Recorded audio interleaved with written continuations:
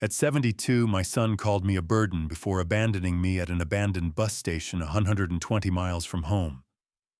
He looked at me and sneered, "You're nothing but a useless old man now.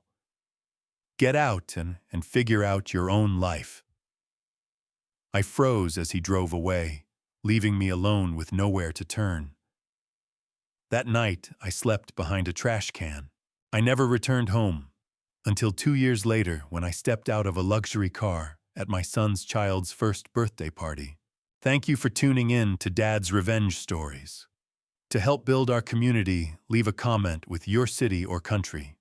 Please note, this story includes creative adjustments for dramatic and educational purposes. Any similarity to actual persons or settings is coincidental, but the message shared offers valuable insight. I want to tell you something about my hands before I tell you anything else. Look at them long enough, and you can read the whole story. The cracked knuckles from winters spent laying block in temperatures that turned mortar stiff before you could spread it. The pale scar running from my left thumb to my wrist from a framing nail that jumped a beam in 1987. The permanent gray shadow under my fingernails that no amount of soap ever fully reached. Eleanor used to hold my hands at the dinner table the way other women hold fine china carefully, like she understood their value. She would trace the calluses with her thumb and say, "Tommy, these hands built us a life." And she meant it as the highest compliment a person could pay another person. I am 74 years old. For 45 of those years, I was a builder. Not a developer, not an executive. A builder, the kind who shows up before sunrise, reads a set of blueprints, the way other men read the morning paper, and stays until the last nail is driven and the last corner is squared. I built houses in Hartford, Connecticut, when Hartford was still a city that believed in houses. I built schools in Bridgeport and a community center in New Haven that is still standing still, full of children on Tuesday afternoons. I built things meant to last because that was the only way I knew how to build anything.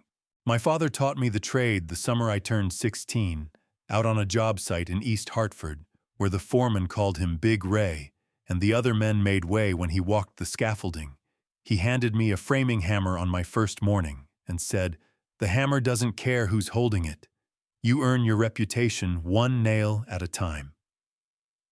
I drove 230 nails that day. I counted every one. I have been counting ever since. Eleanor passed in the spring of 2003 when Michael was 19, and still figuring out what kind of man he wanted to become. Pancreatic cancer, the kind that introduces itself and doesn't wait long to make its point. She was gone in 4 months. I held her hand through the last night and drove home in the gray morning light and sat in the driveway for a long time before I went inside. Because I knew that when I walked through that door, I would have to figure out how to be a father and a builder without the person who made both of those things make sense. Michael was a sharp kid, always had been. He got Eleanor's quickness with numbers and my stubbornness, which is a combination that can take a person very far in one direction or very far in the other. I worked double shifts for 3 years to keep him in good schools. I drove him to SAT prep on Saturday mornings and ate vending machine sandwiches in the parking lot while he was inside because I didn't want him to see me check my wallet twice before buying a cup of coffee. He got a scholarship to UConn, business administration. I shook his hand at his graduation with so much pride in my chest. I thought something might crack. He married Jennifer Caldwell in 2015. She was polished in the way that certain people are polished, smooth surfaces, careful angles, nothing left to catch the light wrong. I told myself on their wedding day that the tightness I felt in my chest was just emotion. A father watching his son start a life. Normal, expected. The first sign came 8 months after the wedding. At a dinner Michael hosted for a group of real estate investors he was trying to impress. He called me the week before and asked me to come. "Come meet these guys, Dad," he said, and his voice had the warmth in it that I had learned to hold on to because it was becoming less frequent. "They'd love to meet you." I wore the blazer Eleanor had picked out for me years ago. The dark gray one, she said, made me look distinguished. I brought a bottle of decent whiskey because I knew nothing about wine and refused to pretend otherwise. When I walked into Michael's penthouse on the 22nd floor, Jennifer met me at the door with a smile that stopped exactly at her cheekbones and took the whiskey from my hands without looking at the label. The investors were the kind of men who wore their watches like a second job. They talked about yield and portfolio density, and Michael kept pace with them without breaking a sweat. I sat at the corner of the table and listened and answered questions when they came my way, which was not often. Then one of the men, a fellow named Preston with cufflinks the size of coat buttons, asked what I did for work. "I'm in construction," I said. "Built most of my career in Hartford, commercial and residential." Preston nodded, the way people nod when they're already thinking about what they're going to say next. "Interesting," he said, and turned back to Michael. I looked down at my hands resting on the white tablecloth. The calluses, the scar, the shadow under the nails that no soap ever reached. And I watched Jennifer across the table glance at my hands, and then glance at Preston, and then reach over and move the bread basket so that it sat between my hands and the centerpiece like a small, elegant wall. I noticed. I said nothing. I was raised to believe that a man's work was his dignity, and that dignity was not something you defended at a dinner table with other people's silverware in your hands. I finished my meal. I shook hands at the door. I drove home on I-91 with the radio off and Eleanor's voice somewhere in the back of my mind. "Don't ever let anyone make you hide them, Tommy." After the guests left, Michael walked me to the elevator and put his hand on my shoulder. The gesture was familiar and strange at the same time, the way a house feels when you walk through it after a long time away. "Dad," he said, "these are really important relationships for me right now. The image stuff matters to these people."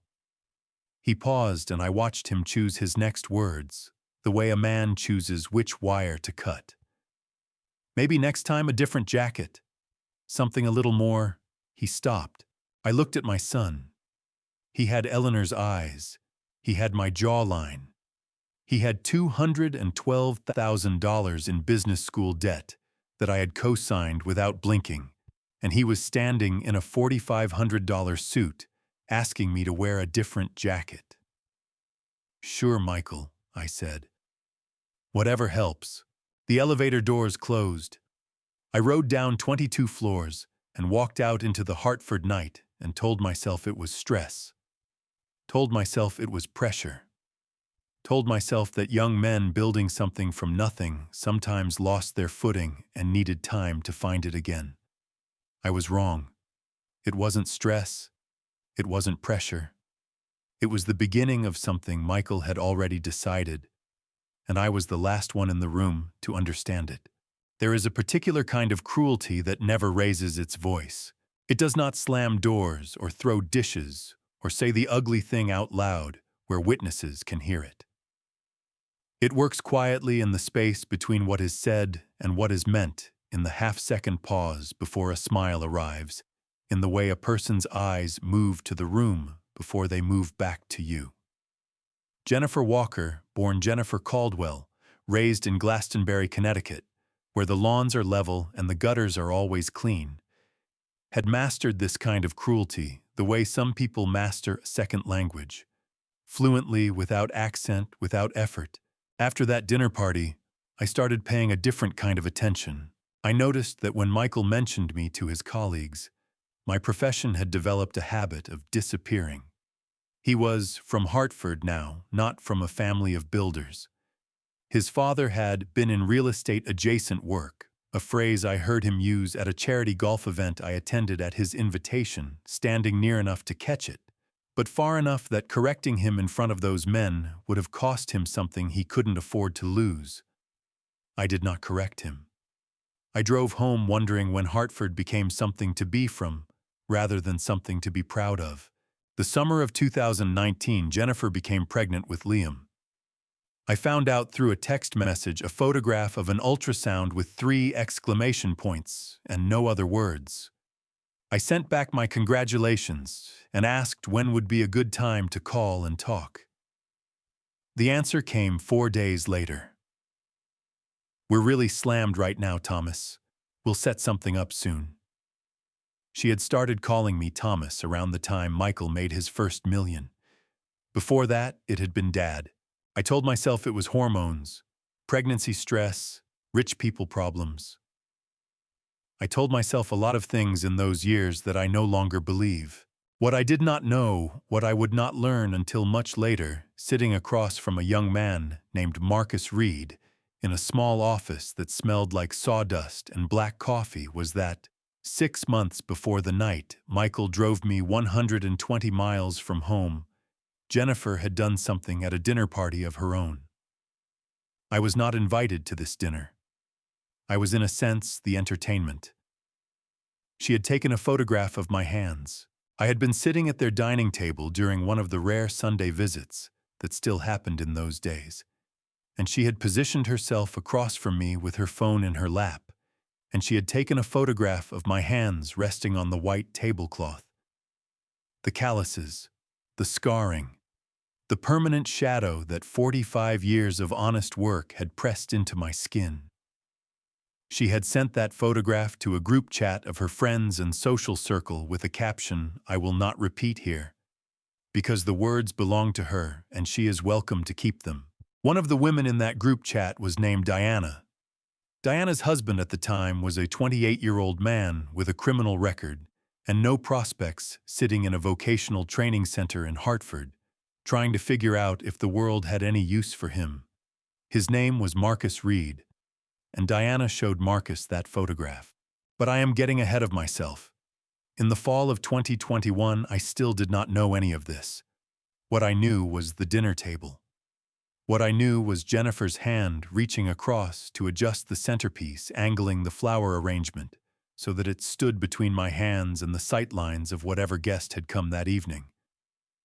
What I knew was Michael's voice on the phone growing shorter, the visits growing less frequent, the invitations arriving later and later until they stopped arriving at all. The last Sunday visit happened in March of 2022.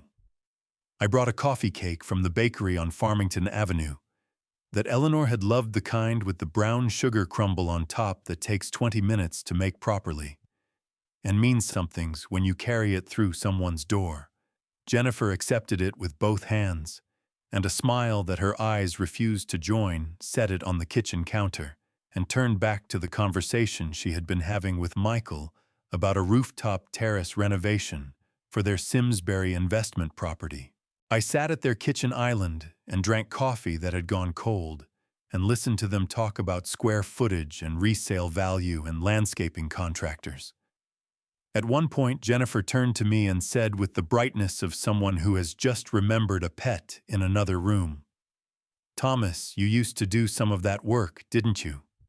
Construction-type things, used to. Construction-type things."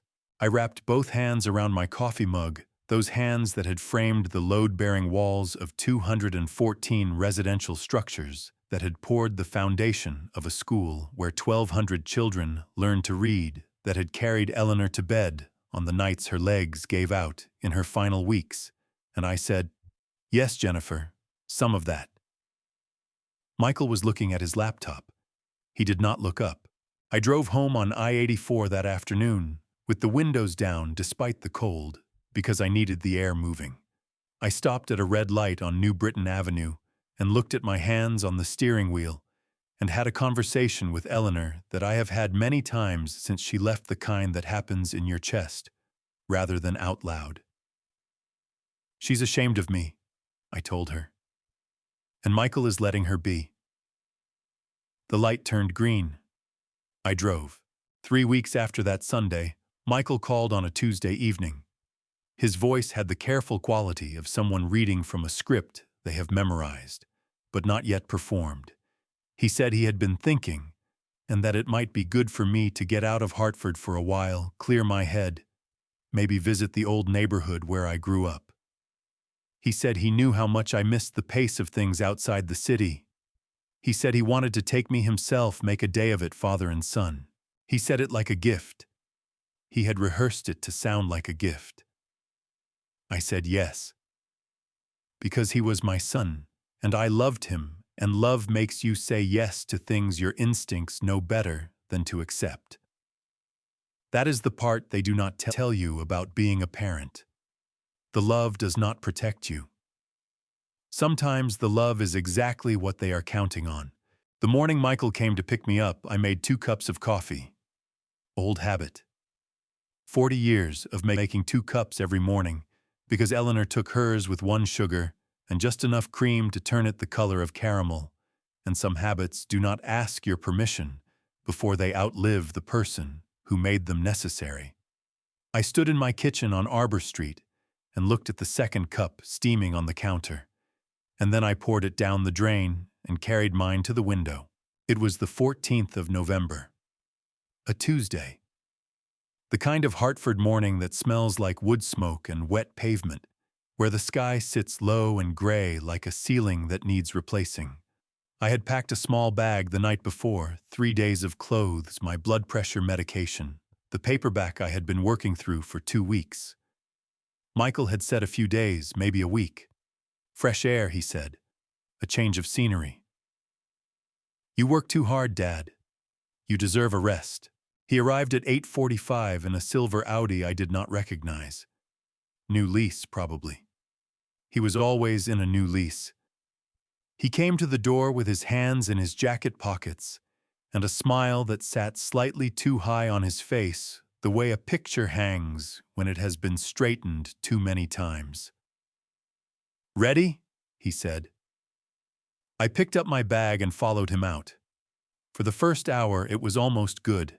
Michael talked about the business, a mixed-use development he was pursuing in Glastonbury, a zoning variance he was waiting on a contractor who had missed 3 deadlines and was about to find out what missing a 4th one cost. I listened and asked questions, and he answered them with the energy of a man who is comfortable talking about himself, which he always had been. And for a while, I let myself believe that this was just a drive. Just a father and a son on a November morning with an hour to fill. We passed the Meriden interchange, and the conversation began to thin. Michael turned the radio on low, some station playing songs I did not recognize, and his answers to my questions grew shorter, more clipped, like a man rationing something he was running low on. I watched the exits pass. Middletown, Portland, the river on our left going dark under the November sky. I did not recognize this route. I told myself that was because I did not know every road in Connecticut. I told myself a lot of things on that drive that I am no longer willing to repeat. Somewhere past Cobalt, Michael stopped talking entirely. Not the comfortable quiet of 2 people who have said enough. The other kind, the kind with weight in it, the kind that arrives when someone is managing the distance between where they are and what they are about to do. I watched the back of his neck. I have always read my son the way I read a job site looking for the thing that is not right. The beam that is slightly off, plumb the foundation that has settled wrong. His neck was rigid. His knuckles on the steering wheel were pale. "Michael," I said. "Where are we going?" "Almost there," he said. He did not look at me. The bus stop appeared out of the dark, like something that had been waiting. A covered shelter on a county road outside a town called Haddam, 40 miles past anything I would have called a destination. No lights inside the shelter, no schedules posted. The kind of structure that gets built because someone applies for a grant and then forgotten because no buses actually stop there anymore. Michael pulled off the road and cut the engine. My chest did something I do not have a clean word for. Not fear exactly. Something older and simpler than fear. Recognition. Michael got out. I got out. He went to the trunk and lifted it and pulled out my bag. The bag I had packed myself the night before with 3 days of clothes and my blood pressure medication, and set it on the ground beside the shelter with a care that was somehow worse than roughness would have been. Then he straightened up and looked at me, and his face had the expression of a man who has rehearsed a moment so many times that the rehearsal has replaced the feeling. "Shh, Dad," he said. His voice was level, controlled. "Jennifer and I have talked about this a lot. You understand that, right? This isn't something I decided overnight." My throat tightened around whatever I was going to say and held it there. I looked at my son standing in the dark beside a road I did not know with my bag at his feet, and I understood with a completeness that left no room for argument that the weekend getaway had never existed. There was no vacation. There was no old neighborhood. There was no fresh air. There was this road, this shelter, this moment he had been building toward since at least March. "You're leaving me here," I said. It was not a question. Michael looked at the shelter and then back at me, and his jaw tightened with the particular tension of a man who has rehearsed this moment long enough that the rehearsal has replaced the feeling. "Dad," he said, "Jennifer and I have talked about this for a long time. You're a burden. I don't know how else to say it. The business, the image, the people we need to be around you don't fit. You never did." His voice dropped, and what came out next was not rehearsed. It was the thing underneath the rehearsal, the part he had been carrying long enough that it had grown teeth. "You're just a useless old man now. I'm done taking care of you. Get out and survive on your own." He reached into his jacket and held out a fold of bills. "You always told me a man has to stand on his own 2 feet. I'm just applying the lesson." He reached into his jacket and held out a fold of bills. I did not take it. He set it on top of my bag. "There's a gas station about 2 miles east," he said. "You can call someone from there." He got back in the Audi. The engine turned over with that quiet, expensive sound that new cars make, the sound of something that costs more than it should. The headlights came on and swept across the shelter and across me, and then the car pulled back onto the road and accelerated into the dark. And I watched the taillights shrink and disappear around a bend in the county road. And then there was nothing but the wind moving through the bare trees and the sound of my own breathing, and the bag at my feet with $47 sitting on top of it. The temperature was 26 degrees. I know that because I checked my watch before I realized my watch was the only thing I had with a screen and no signal. I picked up the $47. I picked up my bag. I sat down inside the shelter and looked at the road where my son's car had been. Then I opened my bag to take stock of what I had. And at the very bottom, beneath the folded clothes and the medication and the paperback, my fingers found something I had not packed. It was my notebook, not a journal, not a diary, nothing so personal as that. It was a 9 by 12 spiral-bound notebook, the kind you buy in bulk at a hardware store, with a green cover so worn at the corners that the cardboard showed through like bone through skin. I had been keeping it since 1978, 44 years of accumulated knowledge written in the cramped, precise hand of a man who learned early that the difference between a good build and a failed one often came down to what you remembered versus what you assumed. Inside were load calculations for soil types I had encountered across 30 years of Hartford foundations. Mortar mix ratios adjusted for Connecticut winters, annotated with the exact temperatures at which each formula began to fail. Pencil sketches of joinery solutions I had invented on job sites when the standard approach would not hold. Notes from every master builder I had ever worked alongside, their names written at the top of each page like dedications. There were pages stained with coffee, and pages stained with rain, and one page in the back where Eleanor had written a grocery list in 1994, and I had never had the heart to tear it out. Michael had gone through my apartment before that drive. I understood that now, sitting in the shelter with the notebook in my hands, and the 47 degrees of November pressing through the gaps in the aluminum walls. He had taken my wallet. He had taken my phone. He had left the blood pressure medication, I will give him that much, and he had left the paperback, and he had left this notebook, because he had held it in his hands and turned it over and seen nothing in it worth keeping. That judgment told me everything about the distance between what my son valued and what actually had value. I put the notebook in my inside jacket pocket against my chest, and I got up and walked the perimeter of the shelter the way I have always walked an unfamiliar structure, methodically looking for what holds and what does not. The shelter was maybe 8 feet by 6, 3 walls of corrugated aluminum, a roof with a rusted seam along the center ridge that would leak in rain but was holding tonight. The open face looked east, which meant the wind came from behind it. That was something. Behind the shelter, between the back wall and a stand of bare oaks, someone had left a stack of broken-down cardboard boxes. Delivery boxes, from the look of them, collapsed flat and leaned against the aluminum. A gift from no one in particular, the way good fortune sometimes arrives, not because the universe is kind, but because enough people have passed through enough hard places that they leave things behind without meaning to.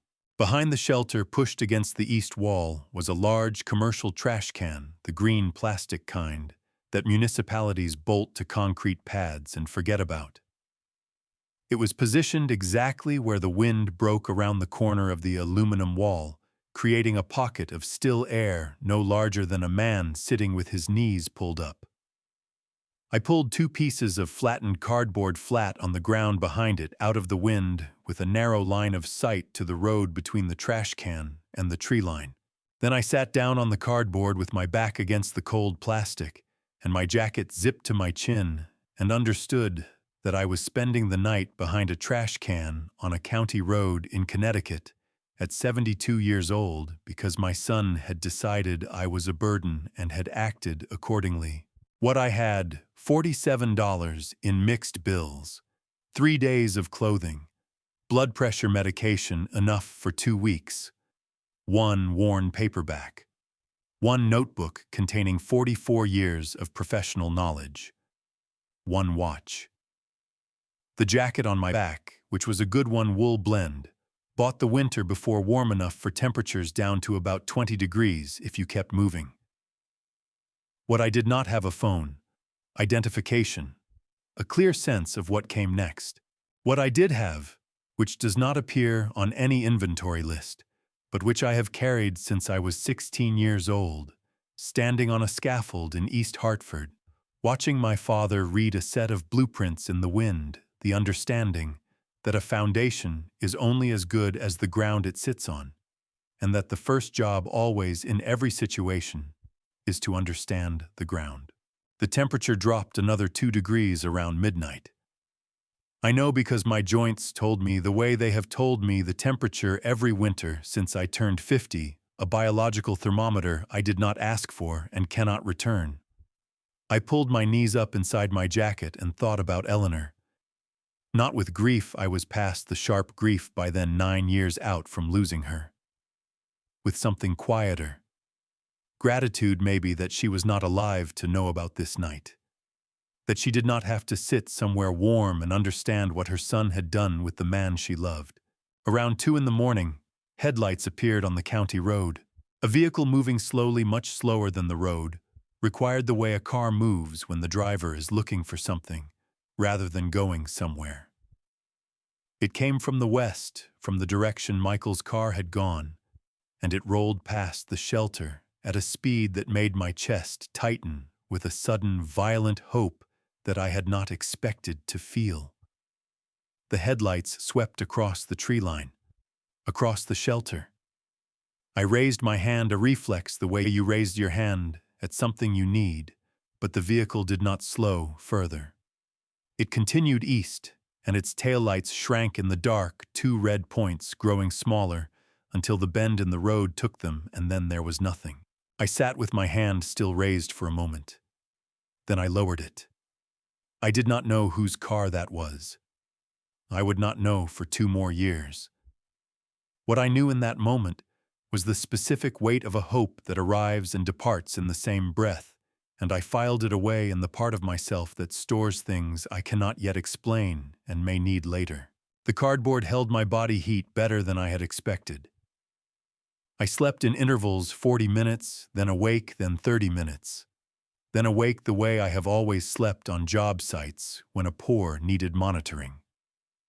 At 6 in the morning, the sky went from black to the particular gray-purple of a New England dawn, and I stood up and stretched my back against the shelter wall and took 3 of my blood pressure pills with a handful of dew off the oak leaves because that was what was available.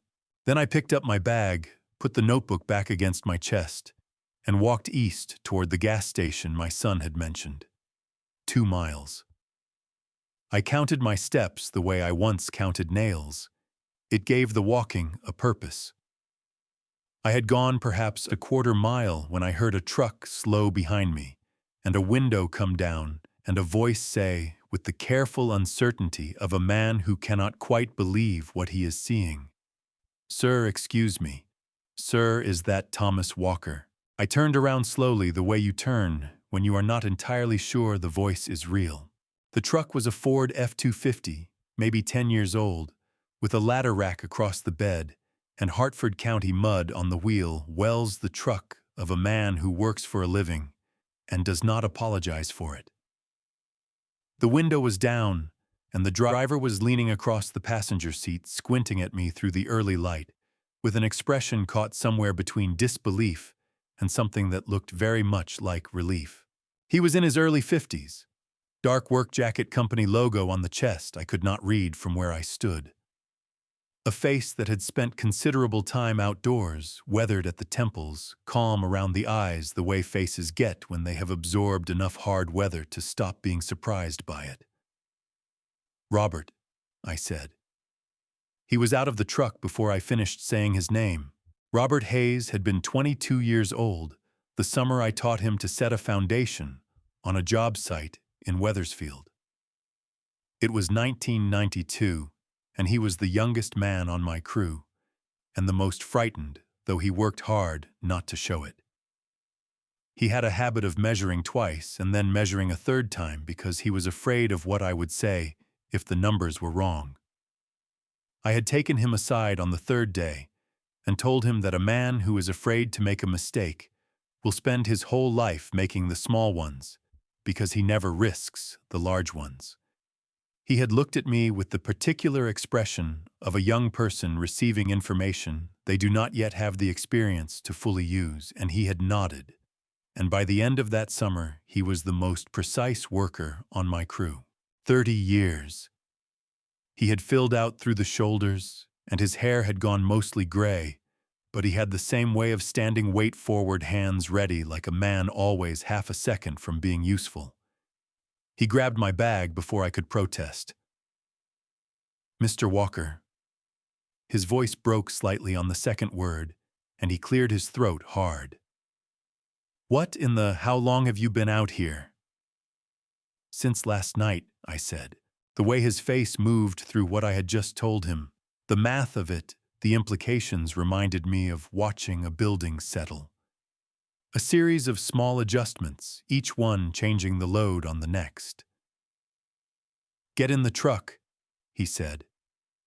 It was not a request.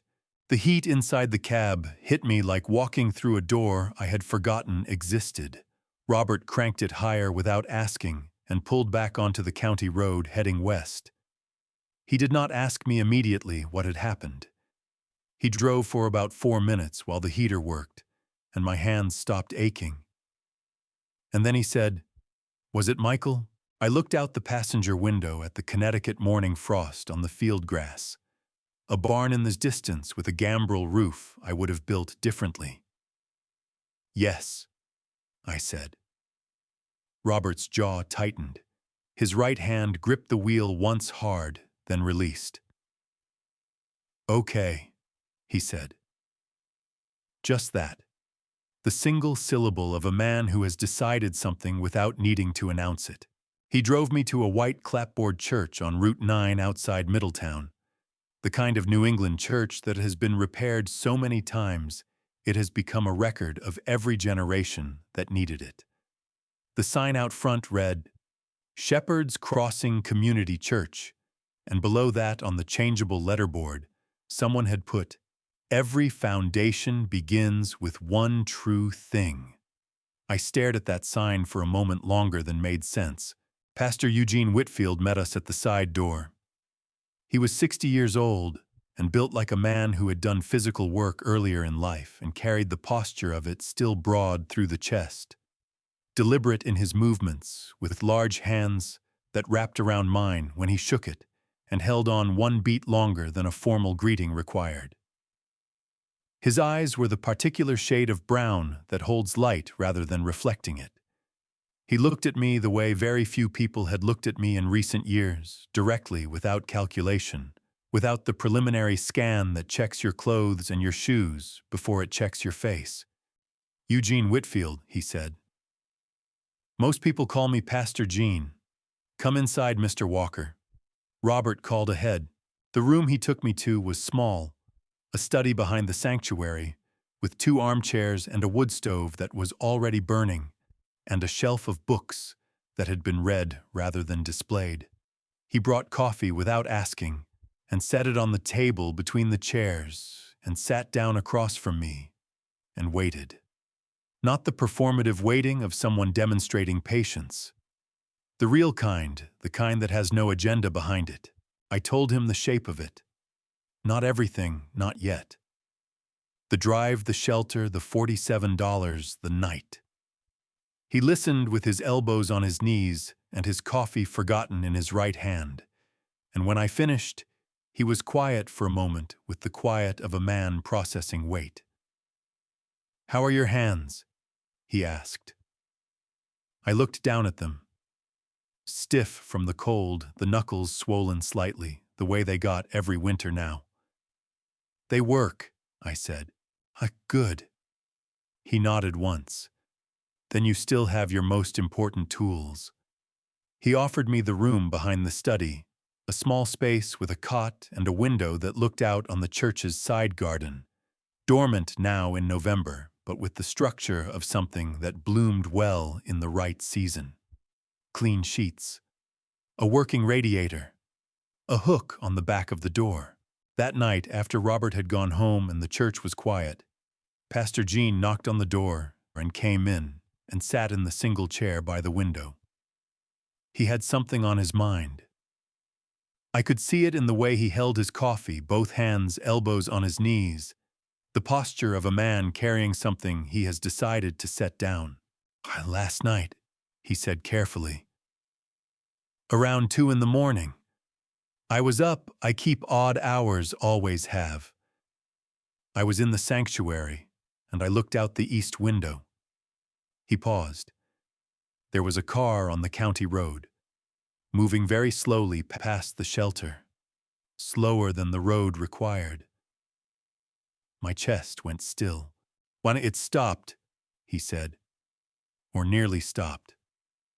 Sat there maybe 20 minutes in the dark with the engine running. Then it pulled back onto the road and went east. He looked at me steadily. The person in the passenger seat was a woman. I could see that much from the window. She was looking toward the shelter the whole time. I stared at the wood stove. The fire inside it shifted and resettled. I don't know whose car it was," Pastor Gene said quietly.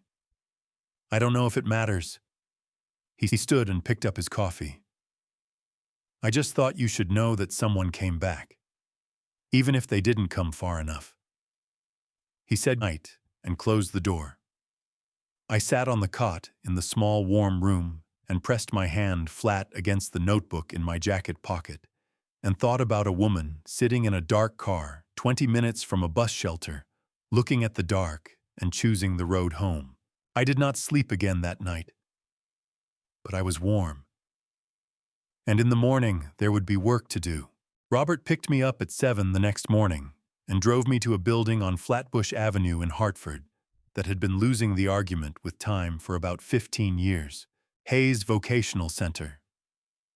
3 stories of load-bearing masonry construction built in the mid-70s when Hartford still believed it had an industrial future.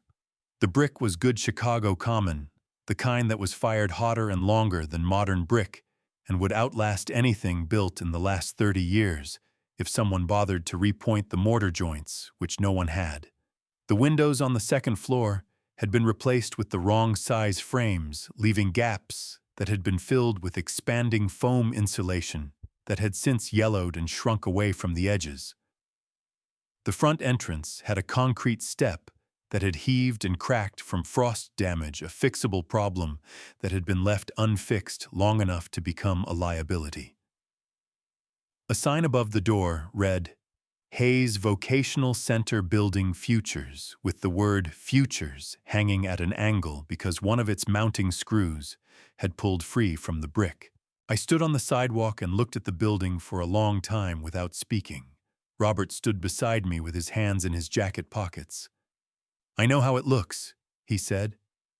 It looks like a building that gave up because nobody asked it not to, I said. That's a different problem than a building that can't be saved. He took me inside. The ground floor had 4 classrooms and a workshop space with a concrete floor that had been poured badly too thin in the center aggregate, showing through in 3 places where foot traffic had ground it down. The electrical panel in the utility room was a Federal Pacific stab lock, a brand discontinued in the 1980s after studies showed a significant failure rate in the circuit breakers, meaning it tripped inconsistently and, more dangerously, sometimes did not trip at all. I made a note in my notebook the moment I saw it. The Federal Pacific panel had to go before anything else happened in this building. That was not a renovation decision. That was a safety decision. The second floor housed Robert's administrative office and 2 additional classrooms, one of which had a ceiling stain the size of a dining table from a roof leak that had been patched but not solved. The third floor was unused, locked, and smelled like a room that had been making its own weather for several years. How many students right now? I asked. 11, Robert said. He said it the way a man says a number he is ashamed of when the number used to be much larger. We had 32 2 years ago. The funding dried up. Word got around that we might close. People stopped enrolling. He rubbed the back of his neck. I've got maybe 4 months before the bank calls the note on the building. $180,000. I walked to the workshop window and looked out at the parking lot below, cracked asphalt. 2 cars, a dumpster that needed emptying. Then I looked back at the workshop space. Good ceiling height, adequate natural light from the south-facing windows, concrete floor that could be ground down and resurfaced for less than $3,000 if you did the labor yourself, which I intended to. Robert, I said, do you remember the summer of 1992 when you asked me why I bothered teaching the crew instead of just telling them what to do? He smiled at the window. You said a crew that understands the reason does better work than a crew that just follows orders. That's still true. I turned from the window. Don't close this place. Let me fix the building and redesign the curriculum. I'll work for room and board while the church lets me stay. We'll have this place running properly inside of 90 days. Robert turned to face me fully. His expression had the particular quality of a man who wants to say yes and is fighting his own decency about letting someone give him something. Mr. Walker, he said, I cannot let you work for nothing. Not after what you've not after last night. You stopped your truck on a county road at 6 in the morning for an old man sitting in the cold, I said. You didn't ask for my resume first. You didn't calculate what it was worth to you. You just stopped. I held his gaze. That is the curriculum I want to teach in this building. Let me teach it. He was quiet for a moment. Then he put out his hand. I shook it. No contract. No attorney. The kind of agreement that holds, because both people understand that their word is the only collateral that matters. The first 30 days were the hardest and the best. I rose at 5:30 every morning, ate breakfast with Pastor Jean, and was at the building by 7. I started with the electrical panel, hired a licensed electrician named Dave Kowalski to replace the Federal Pacific unit with a modern square D panel, while I worked alongside him, learning the current code requirements and updating my notebook accordingly. The panel replacement cost $4,200, which Robert paid from the last of his operating reserve. It was the right thing to spend the last of anything on, then the concrete floor. I rented a planetary grinder from a tool supply house on Wethersfield Avenue and spent 4 days on my knees working the surface down to clean aggregate, then applied a 2-part epoxy coating that would hold foot traffic for 20 years if maintained properly. The 11 students watched me work. On the 3rd day, 2 of them asked if they could help. On the 4th day, all 11 were on the floor with me. I rewrote the curriculum from the notebook. Not copying it page by page, but translating it the way you translate a language you have spoken for 40 years into words a 20-year-old can use immediately. Load-bearing versus non-load-bearing walls. How to read a soil report. Why a foundation that is built correctly the first time costs less than one that is built quickly the second time. Practical things. True things. By the end of the first month, Robert had 3 new enrollment inquiries. By the end of the second, he had 9. The word that was getting around now was different from the word that had been getting around before. One afternoon in the 3rd week, I was repointing the mortar joints on the front facade, a trowel and hawk, the oldest tool combination in masonry, when I became aware that someone had stopped on the sidewalk behind me and was watching. I turned around. He was young, late 20s, a scar above his left eyebrow, and the particular stillness of someone who has learned to be careful about how much space he takes up in a room. He was watching my hands on the trowel with an expression I recognized: hunger, but not for food, for the kind of competence that makes the world make sense. "You're good at that," he said. 45 years, I said. It gets easier. He looked at the building, then at me. "They say you used to be somebody." I set the trowel on the hawk and looked at him directly. "I still am," I said. "So are you. You just don't know it yet." He considered that for a moment with the seriousness of someone who does not spend consideration cheaply. "My name is Marcus Reed," he said. I picked up my trowel. "I know who you are, Marcus. Robert told me about you. Come back tomorrow morning at 7 and bring work boots." I turned back to the wall. "And Marcus, be on time. We start without you either way." Marcus Reed showed up the next morning at 6:58. He was wearing steel-toed boots that were 2 sizes too large and laced unevenly, the kind of boots a man buys at a Goodwill on a Tuesday because he needs them by Wednesday and does not have the luxury of waiting for the right fit. He stood in the workshop doorway with his hands at his sides and his chin level, not quite looking at me, and not quite looking away, the posture of someone who has been turned away from enough doors that he has developed a system for absorbing rejection before it arrives. I handed him a broom. "Start with the corners," I said. "A clean floor tells you what the room actually is. Dust hides everything." He swept without complaint. When he finished, he came back and stood in front of me and waited. I handed him a level. That was how it began. Marcus Reed had grown up in the Bellevue Square housing projects on the north end of Hartford, the 3rd of 4 children. Raised by a mother who worked 2 jobs and a father who had not been consistently present since Marcus was 9 years old. He had been bright in school. His 3rd grade teacher had written on a report card that he had Exceptional spatial reasoning. A phrase his mother had kept, but bright and unsupervised in Bellevue Square in the late 1990s was a combination that the neighborhood was more likely to use than to protect. He had caught a receiving stolen property charge at 24, spent 18 months in Cheshire Correctional, and come out to find that the job market had the memory of an elephant and the mercy of a landlord on the first of the month. He had been at Hayes Vocational Center for 3 weeks before I arrived, attending irregularly, skeptical of everything, certain on some level that this too would be a place that offered something and then recalculated what it was willing to give. On his third day with me, I asked him to cut a piece of 2x4 to a specific length using a miter saw. He measured once, marked it, and then stood at the saw without cutting for nearly a full minute. "Something wrong with the blade?" I asked.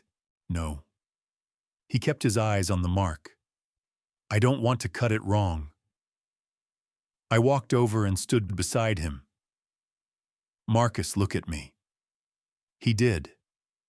"A wrong cut costs you one piece of lumber and 30 seconds. Hesitation costs you the whole job. Cut the board." He cut it. It was perfect.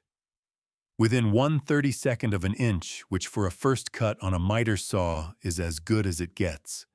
He looked at the cut end with an expression I had seen once before in a mirror the summer my father handed me a framing hammer, and I drove my first nail straight and true, and understood for the first time that my hands knew something my brain was still catching up to. "Do it again," I said.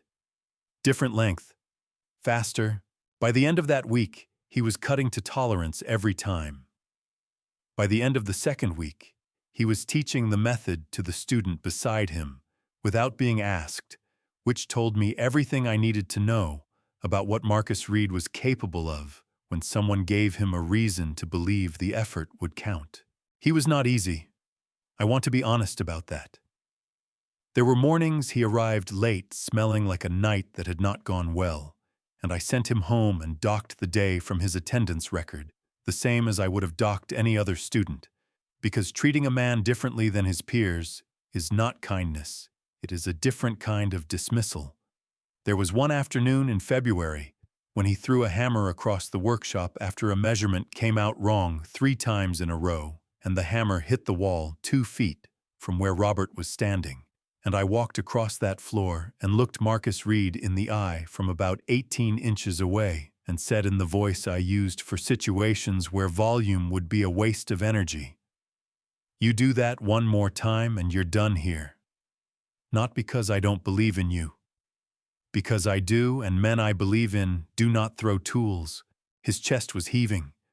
His hands were shaking at his sides, the particular tremor of a young man holding a very large feeling in a body that does not yet know where to put it. "I can't get it right," he said. His voice cracked on the last word, and he looked furious at himself for letting it. "Yes, you can," I said. "Pick up the hammer. Measure again, slower this time." He picked up the hammer. He measured again. He got it right. After that, something shifted. Not dramatically, not the way it happens in movies where a single moment changes everything and the swelling music tells you so. The real kind of shift, which is quieter and takes longer and is more durable for both of those reasons. Marcus began arriving 10 minutes early. He started staying after the other students left, asking questions that went beyond the day's curriculum load path analysis. Soil-bearing capacity, the difference between a structural engineer's drawings and an architect's drawings, and why both mattered. He had a notebook of his own now, the same kind I used, bought from the same hardware store on Wethersfield Avenue. In April, he told me about Diana. They had met in community college, before his arrest. Lost each other during the 18 months he was in Cheshire, found each other again the month he got out, because Hartford is a small city, and some things are more persistent than the worst luck you can have. She worked at Hartford Hospital in the billing department. She was, Marcus said, the only person outside of his mother who had consistently believed that he was more than the worst thing he had ever done.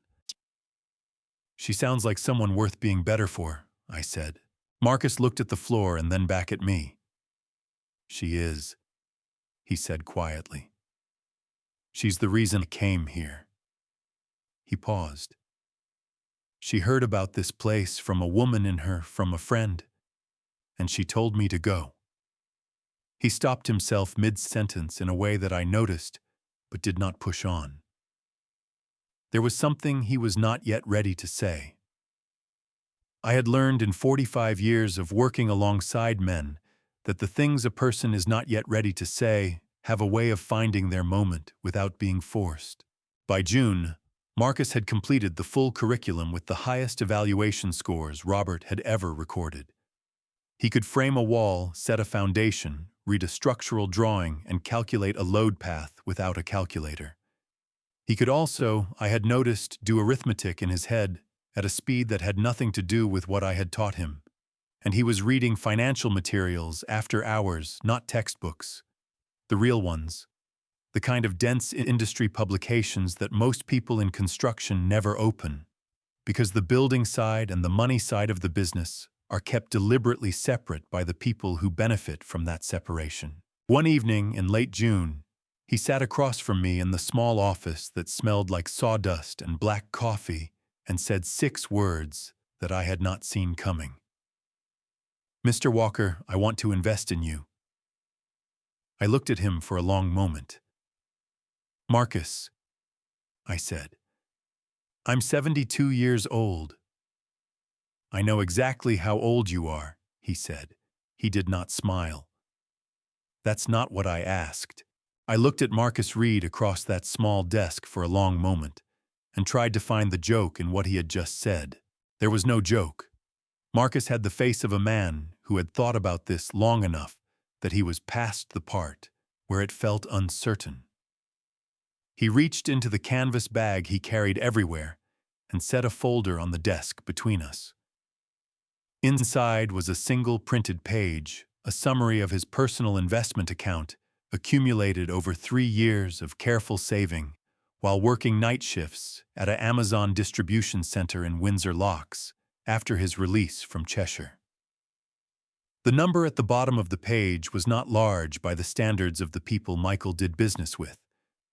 By the standards of a 29-year-old with a criminal record who had rebuilt himself from nothing, it was extraordinary. $41,000. "That's what I have," Marcus said.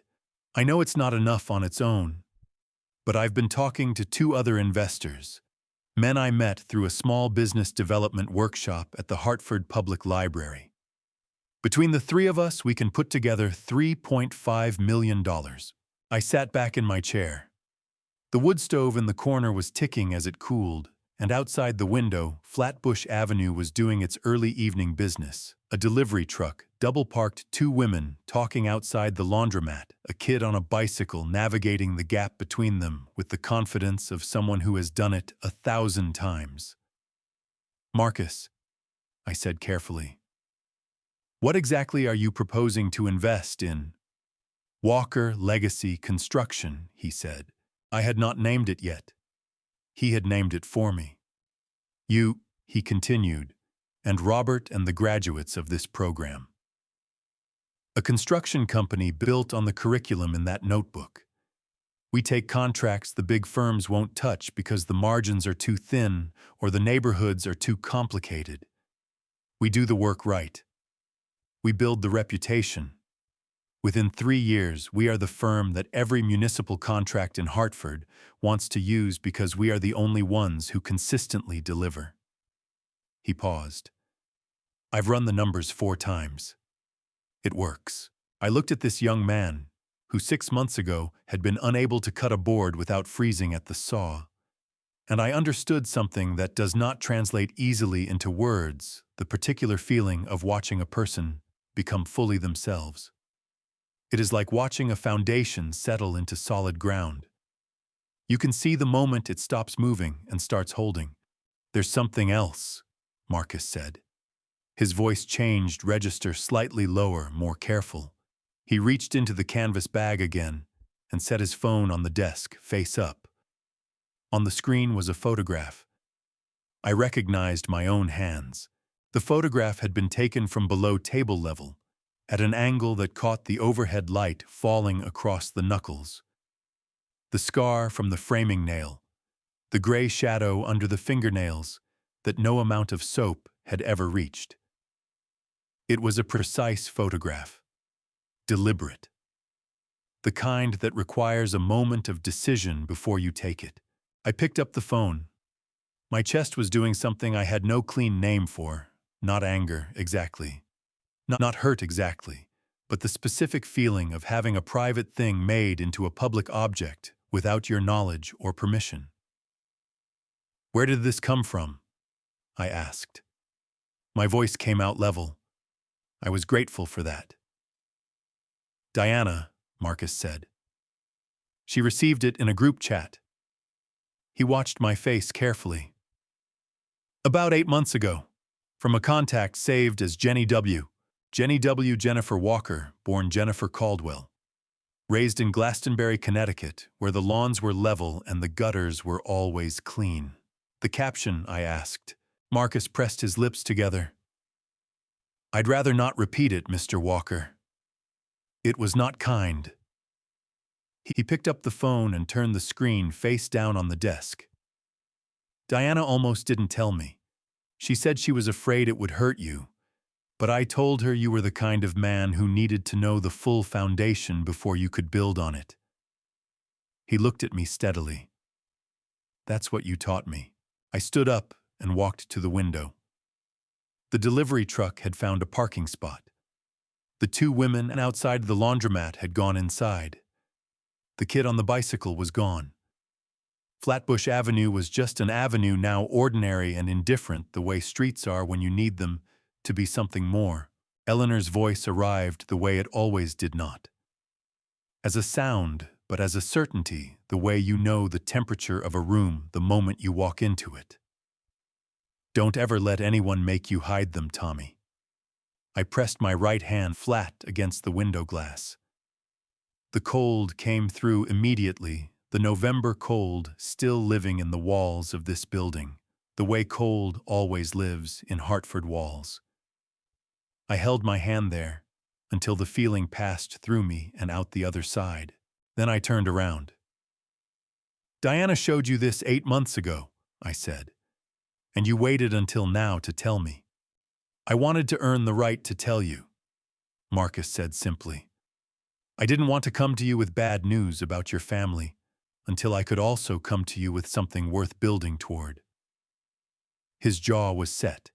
His hands were flat on this desk. The hands of a man who has learned what his hands are for. "I'm not asking you to be angry, Mr. Walker. I'm asking you to build something so large that the photograph becomes irrelevant. Something so permanent that nobody who ever looked at your hands sideways can pretend they didn't see exactly what those hands were capable of." I looked at Marcus Reed for a long time. I thought about Jennifer Caldwell sitting at my son's dinner table with her phone in her lap, framing the shot. I thought about a group chat notification arriving on Diana Reed's phone, and Diana staring at the screen and making the decision to tell her husband and Marcus carrying that information for 8 months, while he learned to cut a board and frame a wall and calculate a load path, waiting until he had something to offer alongside the wound. I thought about a notebook sitting against my chest on a November night behind a trash can on a county road in Haddam, and a son who had left it behind because he could not read what was written in it. 3.5 million, I said. "Yes, sir," Marcus said. I looked at my hands.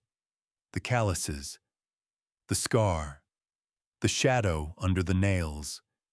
Then I looked at Marcus Reed, 29 years old, sitting across from me with $41,000 and 3 years of night shifts, and a moral vocabulary that shamed men twice his age. "All right, Marcus," I said. "Let's build something." Walker Legacy Construction was incorporated in the state of Connecticut on the 17th of July, 2023.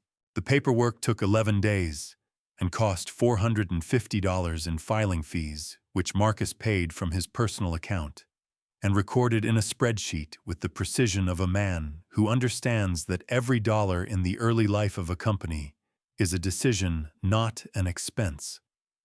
We registered as a limited liability company, an LLC structure that separated the company's legal obligations from our personal assets, meaning that if a contract went wrong or a subcontractor filed a dispute, our personal savings and property were protected from the liability. Marcus had researched this thoroughly. He presented the structure to Robert and me at the kitchen table of the church annex one Sunday morning, with a printed summary and 3 highlighters in different colors. And I remember thinking that this young man was going to be formidable at whatever he turned his attention to next. We opened a business account at Dime Bank on New Britain Avenue with the initial investment capital. Marcus's $41,000 went in first. He insisted on that, said he wanted his money in the ground before anyone else's, the way a good foundation man sets the cornerstones before he runs the line. The remaining $3.45 million followed within the week as the other investors transferred their commitments. I stood at the bank counter watching the balance on the screen and felt something I had not felt in a long time. Not excitement exactly, but the particular steadiness of a man who has found the ground under his feet again after a period of not being sure it was there. Our first office was a room above the workshop at Hayes Vocational Center. Robert gave it to us for $200 a month, which was less than it was worth and more than we could comfortably afford, and we shook hands on it the same way we had shaken hands on everything since November, without paperwork, on the strength of what we had already proven to each other. The first 3 contracts were small: a foundation repair on Flatbush Avenue, a structural assessment and remediation on a triple-decker in the Frog Hollow neighborhood that had been flagged by the city building department for a compromised, load-bearing wall, a complete bathroom renovation for a Veterans Affairs transitional housing facility on Wethersfield Avenue, which came to us through a referral from Pastor Gene, who sat on the facility's advisory board. We completed all 3 on time, under budget, and without a single callback. In the construction business, no callbacks is the only metric that matters in the long run. Every other number can be adjusted. A callback is a crack in the foundation of your reputation, and cracks in foundations do not stay small. By September, the referrals had begun arriving without us chasing them. A property management company in Bloomfield, a school district in East Hartford with 3 buildings that needed structural evaluations before the state would release renovation funding, a developer in New Haven who had heard our name from the Veterans Affairs facility contact and wanted a conversation about a project that had stalled. The New Haven developer led us to Riverside Commons. The project had been in various stages of stalled for 4 years. 200 residential units in a mixed-income development on the eastern edge of New Haven, originally contracted to a mid-size regional firm that had run into financing trouble 18 months into the build and walked away from the site with the foundations poured and the framing started on 40 of the 200 units. The site had been sitting since then, a field of concrete stems and half-built frames that the neighborhood had taken to calling the concrete graveyard, because that is what it looked like when you drove past it on a gray morning and the weeds had grown up through the slab penetrations, and the half-framed walls had begun to rack slightly from 2 winters without bracing. I walked the site on a Thursday morning in October with Marcus and Robert and a structural engineer named Patricia Osei that Marcus had found through the Connecticut chapter of the National Society of Professional Engineers. Patricia was 43 years old and had the unhurried thoroughness of someone who has spent 2 decades being right about things that matter. She walked every stem wall with a rebar locator and a crack gauge, made notes in her own battered field notebook, and at the end of 2 hours told us that the existing foundations were sound, poured correctly. The right mix design for the soil conditions, no significant settlement, and that the framing on the 40 started units could be salvaged with selective replacement of members that had weathered beyond tolerance. "The bones are good," she said. "Somebody did the underground work right before they ran out of money." I crouched down at the nearest stem wall and ran my hand along the top surface. Clean aggregate, tight pour, proper curing marks. Someone had taken care with this. I felt a professional respect for whoever had set this concrete, mixed with the particular sadness of good work, abandoned before it could become what it was meant to be. "We can finish this," I told Marcus. "I know we can," he said. "The question is whether the numbers work." The numbers worked, but barely, and only because Marcus structured the contract in a way that most construction firms would not have considered. Rather than taking a fixed-price contract where the builder absorbs all cost overruns, he negotiated a cost-plus arrangement with a guaranteed maximum price, meaning the client paid actual costs, plus a fixed fee, with Walker Legacy absorbing any overages above the guaranteed maximum. It was a structure that required us to know our costs with precision and manage our subcontractors without waste. It was also the structure that in the end made Riverside Commons profitable when it should have been impossible. We mobilized in November one year almost to the day, from the night I had slept behind a shelter on a county road in Haddam. I stood on the Riverside Commons site on the first morning of work and watched 12 graduates of Hayes Vocational Center climb out of 3 company trucks and pull on their tool belts. And I thought about a building on Flatbush Avenue with a broken electrical panel and 11 students and a sign that said "Building Futures." Futures with the word tilted at an angle because one screw had come loose. We finished the last of the 200 units in the 3rd week of March 2024, 4 months and 2 days. The New Haven Register ran a story with a photograph of the completed development 200 homes, where the concrete graveyard had been with residents already moving in before the paint on the last unit was fully dry. Marcus handed me an envelope in the parking lot. The afternoon the final inspection was signed off. Inside was a single-page Our Project revenue summary. $47 million. I sat in the passenger seat of the company truck and held that page and thought about a Tuesday night in November and $47 on top of a bag that had been packed by someone who was done with me. The difference between $47 and $47 million is not luck. It is not talent. It is not even hard work, though. Hard work is necessary. It is the decision made in the dark and the cold by a man with nothing but a notebook and a habit of building things correctly to begin. The call came on a Tuesday morning in April from a number with an 860 area code that I did not recognize. I was in the Walker Legacy office, a proper office now, not the room above the workshop, but a suite on the 4th floor of a building on Asylum Street in downtown Hartford, with a conference table and a wall of windows that looked out over the city I had spent 45 years building from the ground up, one foundation at a time. Marcus had insisted on the office upgrade after Riverside Commons closed. He said a company with $47 million in completed project revenue had an obligation to look like it believed in itself. I had argued that the money was better spent on equipment. He had won because he was right, and I had learned by then to recognize when Marcus Reed was right before I spent too much energy being wrong. I answered on the second ring. "Mr. Walker, my name is Alan Briggs. I'm a professor of construction science and technology at the University of Connecticut School of Engineering.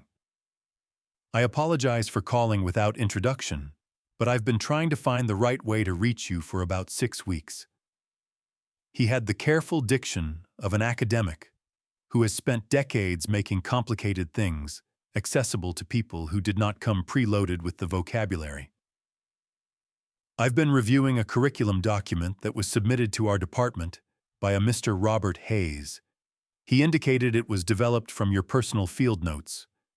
I'm hoping that's correct, because if it is, I need to speak with you as soon as possible." I sat down slowly in my chair. "That's correct," I said. "What is this about Professor Mr. Walker, he said, and I could hear him choosing his words with the care of someone who has been surprised before by how people receive unexpected good news.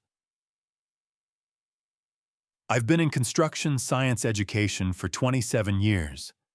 I have reviewed curriculum from programs across the country and several internationally. What you have documented in those notes, the specificity of it, the range of soil conditions and climate variables and load calculations, the joinery solutions, I have not seen anything like it in published form, anywhere. A pause. I'd like to meet with you. In person if you're willing. I think you may not fully understand what you have. We met the following Thursday at the Yukon School of Engineering in Stores, a 40-minute drive up I-84, that I made alone with the original notebook on the passenger seat in a Ziploc bag because the morning was damp and the green cover had enough years on it that I did not trust it to weather any more than it already had. Professor Briggs met me in the lobby, a compact man in his late 50s with wire-rimmed glasses and the handshake of someone who had done fieldwork before he went into teaching, firm and dry and brief. He took me to his office, which had the comfortable disorder of a room where real thinking happened. Stacked journals, annotated printouts. 2 coffee cups at different stages of abandonment.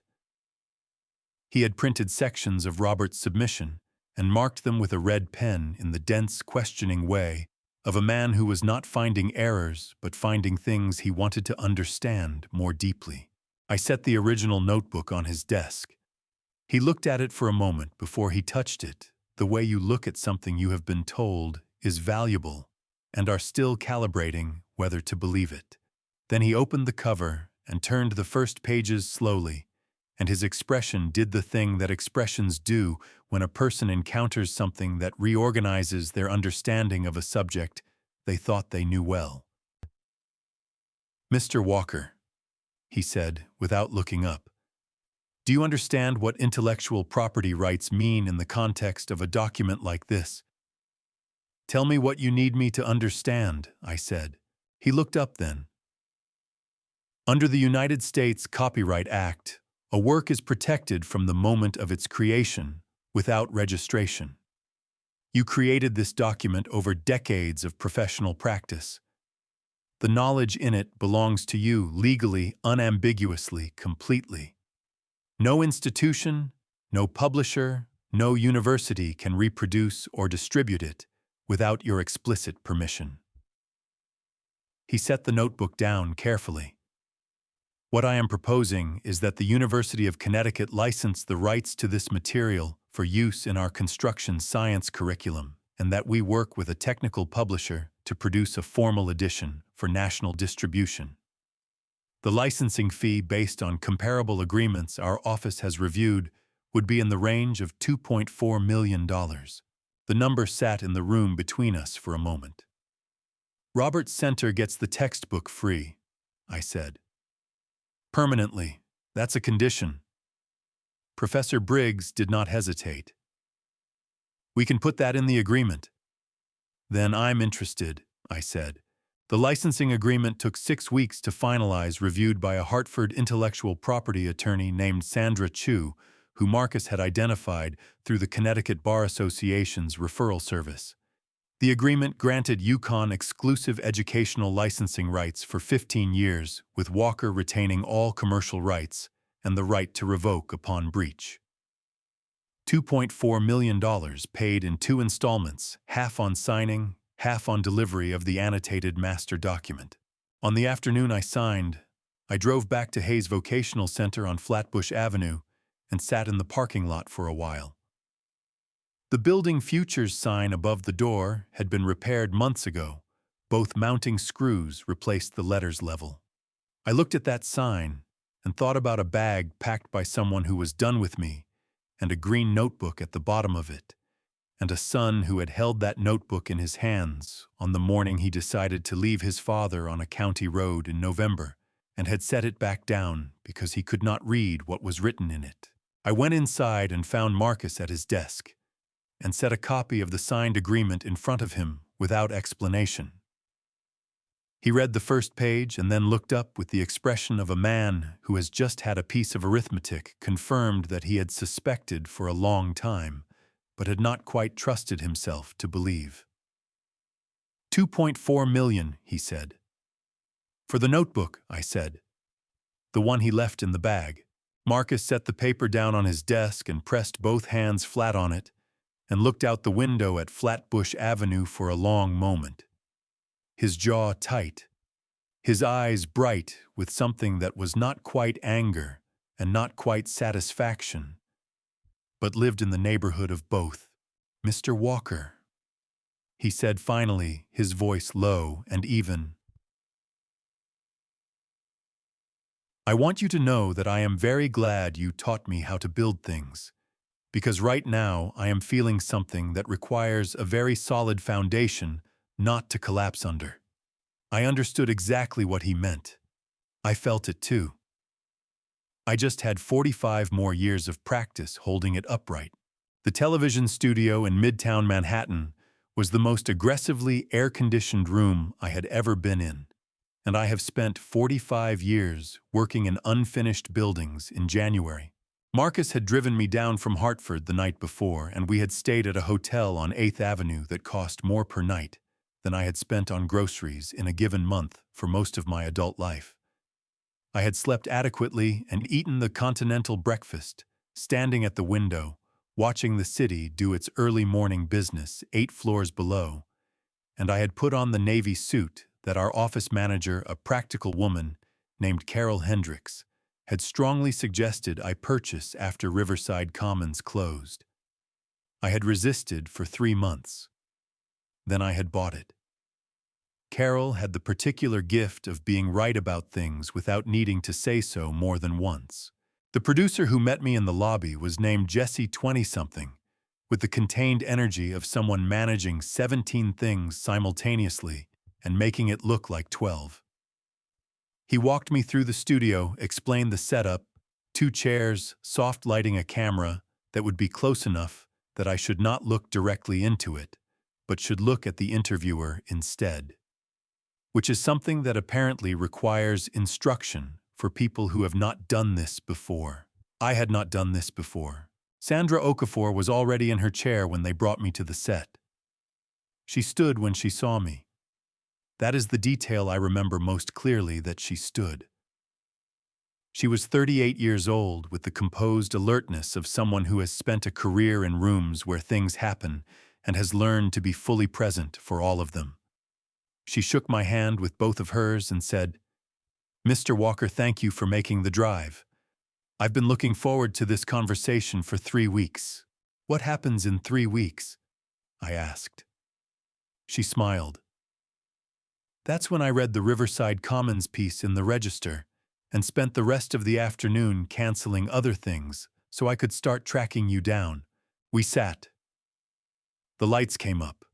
A technician clipped a small microphone to my lapel, and I resisted the instinct to look down at it, which felt like a foreign object attached to a suit I was still getting used to.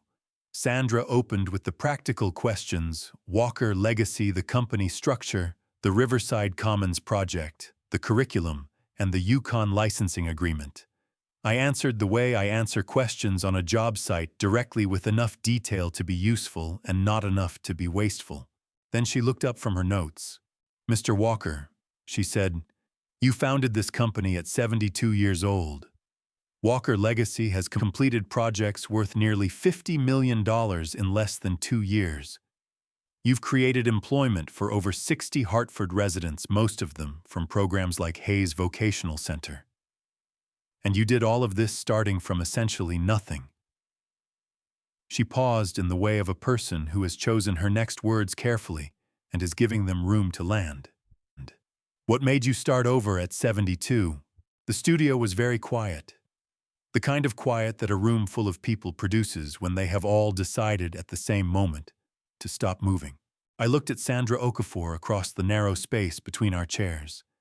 Behind her, through the gap in the set, I could see the edge of a monitor showing the camera feed a 74-year-old man in a navy suit with a microphone on his lapel, sitting in a chair in Midtown Manhattan, being asked to account for his own life. I did not recognize him immediately. Then I did. I thought about what I wanted to say. I thought about a county road in Haddam and $47 and a green notebook at the bottom of a bag. I thought about Robert Hayes pulling over at 6 in the morning. I thought about Marcus Reed at 29 with $41,000 saved from night shifts at a distribution center sliding a folder across a desk with the quiet certainty of a man who has decided what his life is for.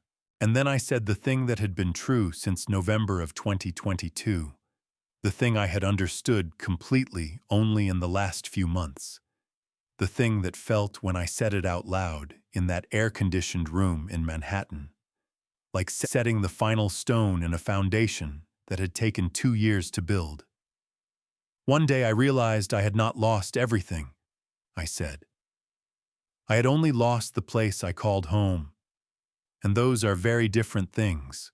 Sandra Okafor looked at me for a moment. Then she said quietly, "Can you say that again?" I said it again. The clip ran 48 hours later on the network's digital platform and accumulated 14 million views in the first week. The segment producer called Marcus on a Thursday to tell him the network's social team had never seen engagement numbers like it for a human interest piece. Marcus thanked her professionally and then came into my office and sat down and said, 14 million people watched you say 11 words, Mr. Walker. How does that feel?" "Loud," I said. He laughed.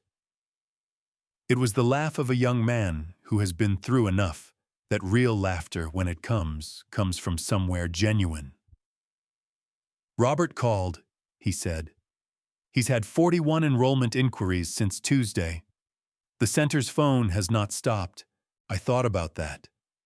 41 young men and women who had seen something on a screen and decided, for whatever private reason, that they wanted to know more about a place that built things. 41 possible foundations. 41 beginnings. "Tell Robert to hire another instructor," I said. "He can take the cost from the center's share of the licensing revenue." I looked out the window at Asylum Street at the Hartford skyline I had helped build one project at a time across 4 decades. And Marcus, the America's Second Chance Builder thing. The press is going to want more interviews. "Almost certainly," Marcus said. "Schedule them," I said. "But not too many. We still have work to do." He was almost at the door when I said the last thing, the thing I had been sitting with since the studio in Manhattan, the thing I had not said to anyone yet, because I was still deciding whether it was true. "Marcus," I said. He stopped. I found out through a mutual contact that Michael saw the interview at a dinner party. He watched it on someone's phone and then left the table without finishing his meal. Marcus turned around slowly. His expression was careful. "How do you feel about that?" he asked. I looked at my hands on the desk. The calluses, the scar, the shadow under the nails that no soap had ever reached, and that 14 million people had now heard described as the foundation of something worth $50 million. "I feel like the next chapter is coming," I said. "Whether I'm ready or not. I have a daughter. I want to say that plainly before I tell you the rest of it, because the rest of it is complicated, and the plain fact should come first. Her name is Diane Walker. She is 40 years old, and she has her mother's eyes and my stubbornness, which in Eleanor was a virtue, and in me was a working tool, and in Diane had always been something I could not quite predict the direction of. She grew up in the same house as Michael, ate at the same table, heard the same things I said about honesty and integrity and the obligation a person has to stand by the people they love. She had not stood by me. I do not say that with bitterness. I have worked too hard in the past 2 years to let bitterness take up residence in any part of what I have built. Because bitterness is a foundation problem. It looks stable until you put weight on it, and then everything above it cracks. What I say it with is the particular sadness of a man who has looked at a fact long enough that he has stopped flinching at it and started simply carrying it. On the night Michael drove me 120 miles from home, Diane called him. I know this because Robert told me 6 months after I arrived at his center that he had heard from a mutual acquaintance that Diane had reached out to Michael the same week I disappeared from Hartford. What she said, according to what eventually reached Robert, was some version of Michael did what he had to do. Dad was always difficult. This will be better for everyone. She had been living in Providence, Rhode Island since 2019, a 45-minute drive from Hartford, a distance that had felt in the last years before the bus stop like something deliberately chosen. She taught middle school English. She had a partner named Greg, whose last name I did not know because she had never introduced us. She sent me a birthday card every year, the generic kind from a drugstore rack signed with her name and nothing else. No message. Just Diane. As if the signature itself was the limit of what she was willing to commit to. After the interview aired, the birthday cards stopped. The email arrived on a Wednesday evening in June, 3 weeks after the network clip had crossed 14 million views. I was at my desk on Asylum Street working through a contract proposal for a school district renovation in Bridgeport when the notification appeared on my laptop screen. The sender address was one I recognized, the same one the birthday cards had come from in electronic form over the years, the email equivalent of a drugstore signature. I opened it. The email was long. 4 paragraphs, single-spaced, the kind of length that signals a person has been composing and deleting and recomposing for a significant period of time. The first paragraph was an apology genuinely constructed, specific in places with details that told me she had thought about particular moments, rather than just the general shape of what had happened. She named the phone call to Michael. She named the birthday cards. She used the phrase, "I chose the easier thing," twice, which told me she understood something real about what she had done, because choosing the easier thing is the precise description of every act of cowardice that wears the costume of neutrality. The second paragraph was about the interview. She said she had watched it 4 times. She said that hearing me say I had only lost the place I called home had made her cry in a way she had not cried since Eleanor's funeral. She said she was proud of me, which landed in my chest with a complicated weight, the way praise from the wrong direction at the wrong time can feel like its own kind of wound. The third paragraph was about Greg and Providence and her school and the small details of a life I had not been part of for 2 years and had been only partially part of for longer than that. The fourth paragraph began, I've been going through a really difficult time financially, Dad. Greg and I are dealing with some things, and I was wondering if we might be able to sit down and talk about possibly. I stopped reading. I sat at my desk on Asylum Street, with the Hartford evening coming through the windows and my hands flat on the keyboard, and I read the first 3 words of that fourth paragraph again. I've been going through a really difficult time. I thought about Eleanor at the kitchen table in 2001, the year the construction market softened, and I worked 6 days a week for 14 months to keep the mortgage current, and never said a word about it to the children, because I did not want them carrying weight that was mine to carry. I thought about what Eleanor would have said reading this email over my shoulder. She would have said, "Tommy, she's your daughter," and I would have said, "I know," and Eleanor would have looked at me in the way she had of looking at me when she knew I already understood something and was just waiting for the courage to act on it, and she would not have said anything else because she never needed to. I typed 3 words in the reply box. I deleted them. I typed a different sentence. I deleted that. I opened a new draft and wrote a full paragraph, measured careful, the kind of thing I would have been proud of if pride were the appropriate response to the situation. Then I read it back and understood that what I had written was a door held open at arm's length, and that a door held open at arm's length is not the same as an invitation. I closed the laptop. Not with anger, not with satisfaction, with the particular finality of a man who has learned in 2 years of building things from nothing that not every structure is worth the foundation it would require. Some projects you walk away from not because you cannot do the work, but because the ground will not hold. I did not reply to Diane's email. Not that night. Not the following week. Not ever. What the email did, sitting unread and unanswered in my sent folder, was clarify something I had been circling for weeks without landing on. If I stayed quiet, the story that existed in Providence and Hartford, and wherever else the Walkers had people, was the story Michael and Diane had written between them. The one where I was difficult. The one where this had been better for everyone. The one where a 72-year-old man had simply faded out of a family that had found him inconvenient. Somewhere in a house in Hartford, a 1-year-old boy named Liam was learning to walk. In another year, he would be learning to talk. In 10 years, he would be old enough to ask questions about his grandfather, and the answers he received would come from the people in the room, and the people in the room would be Michael and Jennifer and Diane. Unless someone else put a different truth in that room first. I picked up my phone and called Marcus.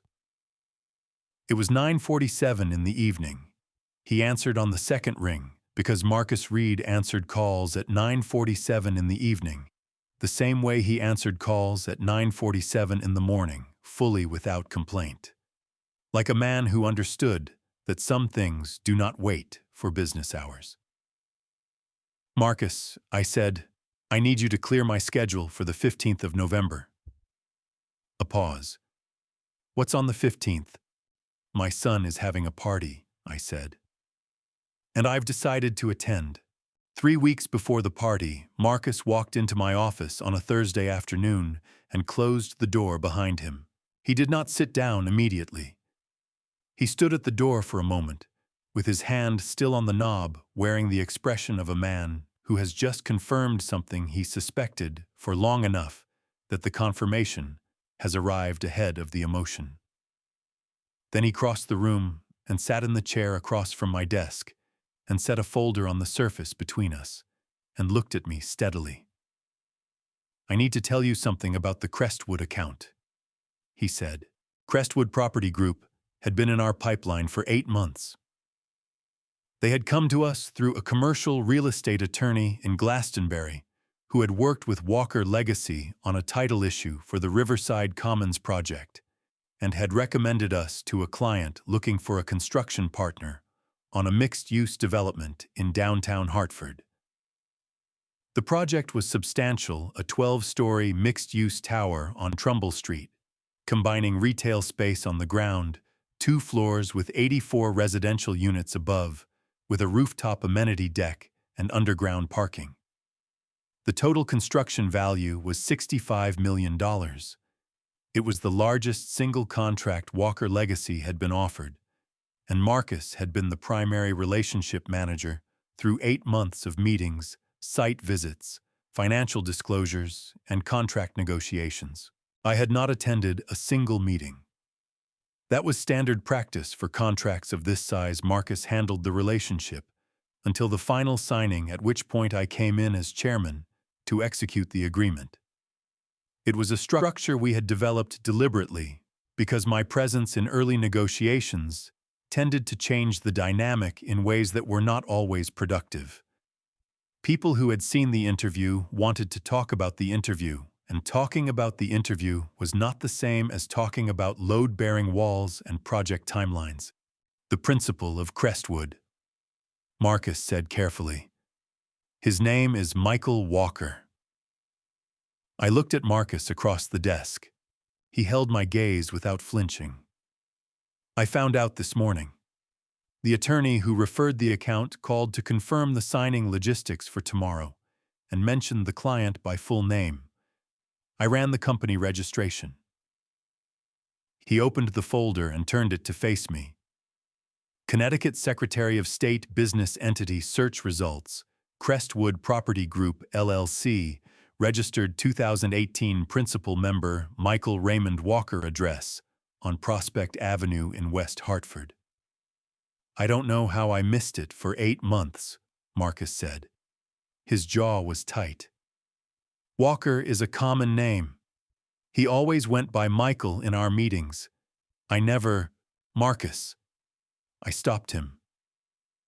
You did not miss anything. He did not tell you. Marcus pressed his lips together and nodded once, accepting that though I could see it cost him something to accept it. I looked at the business entity page. Michael Raymond Walker. The middle name was my father's. I had given it to Michael the week he was born in the maternity ward at Hartford Hospital because my father had died the previous spring, and I wanted something of him to continue. Big Ray, the men on the job site, had called him. The man who handed me a framing hammer at 16 and told me I earned my reputation one nail at a time. I wondered if Michael had ever told anyone where his middle name came from. The signing is tomorrow at 2, Marcus said. Conference room at the attorney's office on Farmington Avenue. The contract is complete. Both sides have reviewed and approved the final language. All that remains is execution.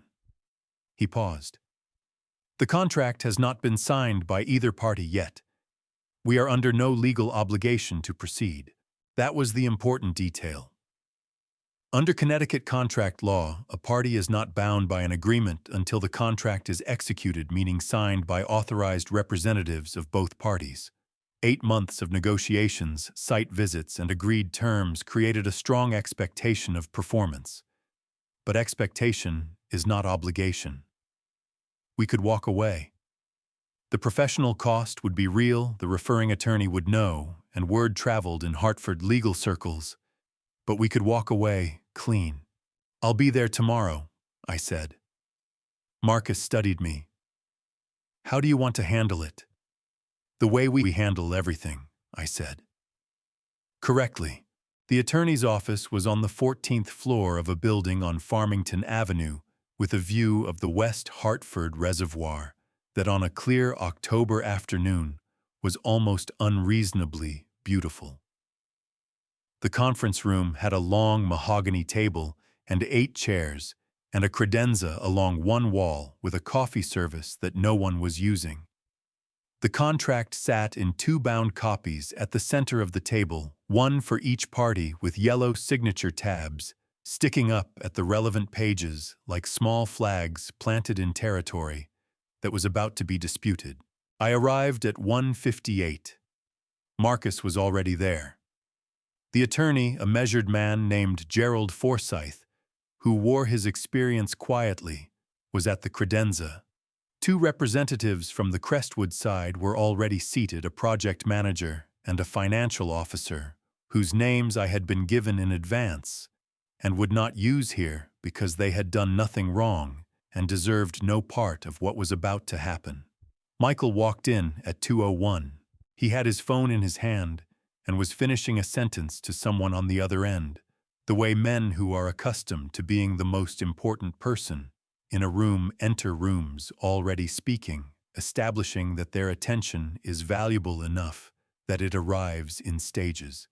Then he looked up and saw me standing at the far end of the conference table. The phone call ended without him saying goodbye to whoever was on the other end.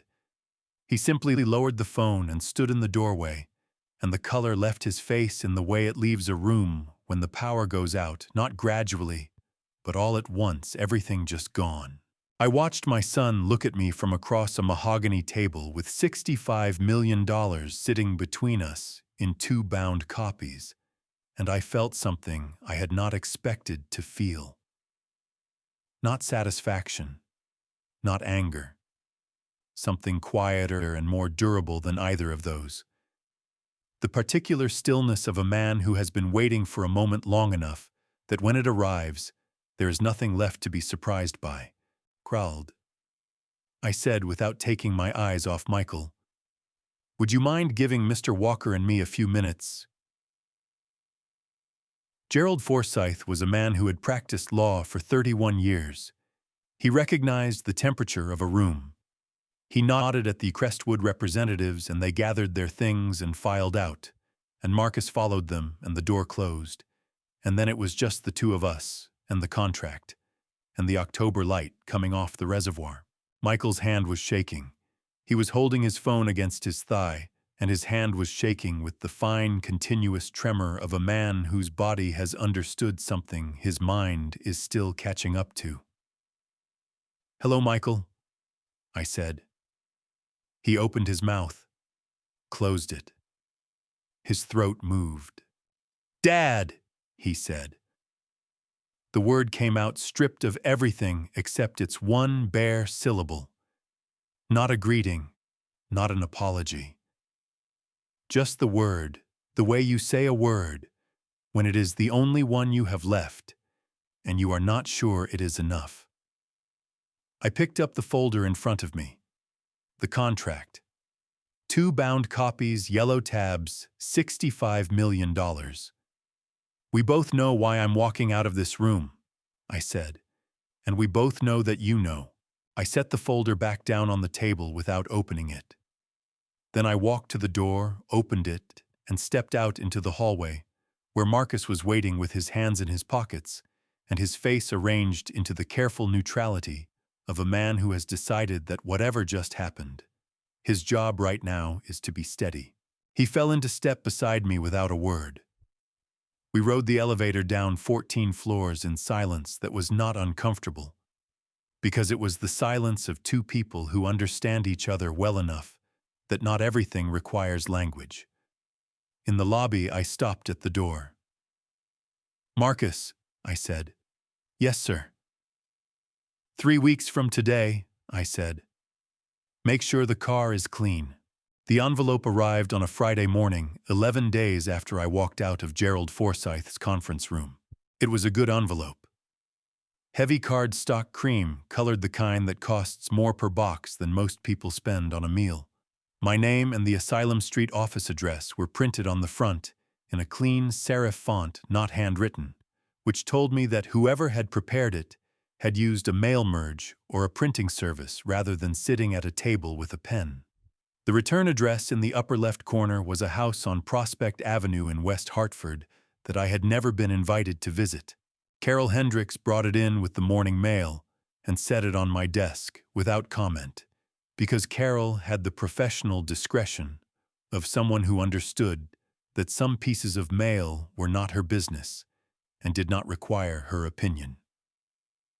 I thanked her and waited until she had closed the door before I picked it up. Inside was an invitation.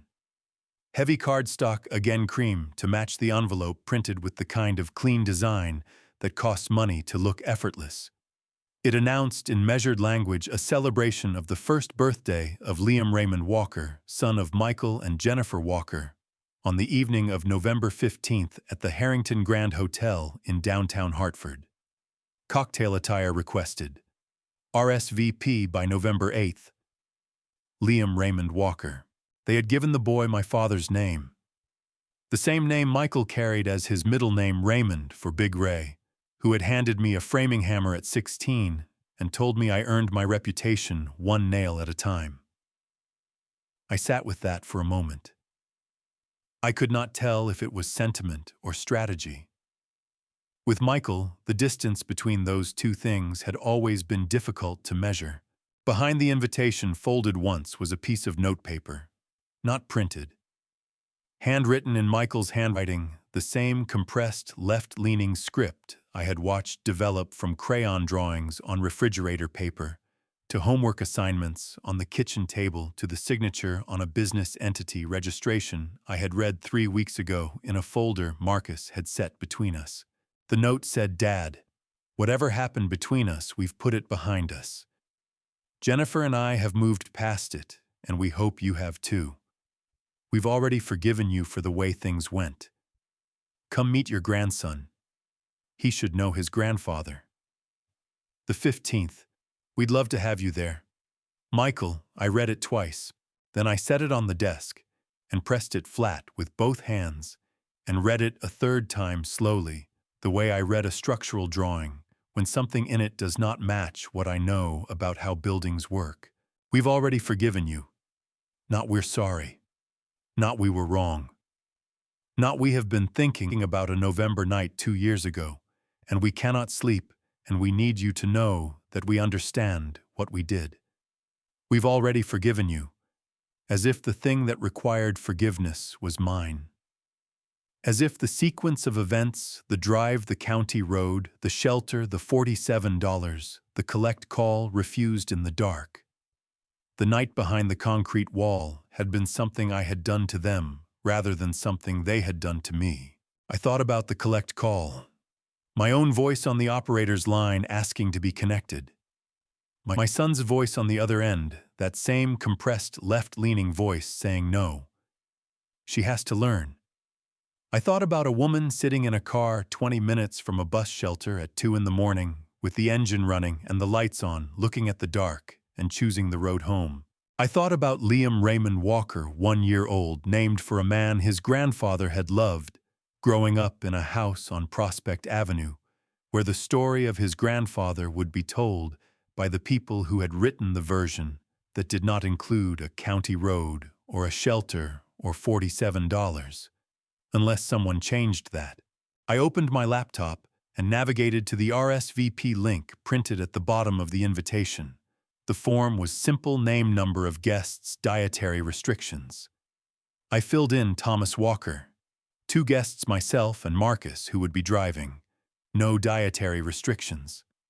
I moved the cursor to the submit button and held it there for a moment. Then I clicked.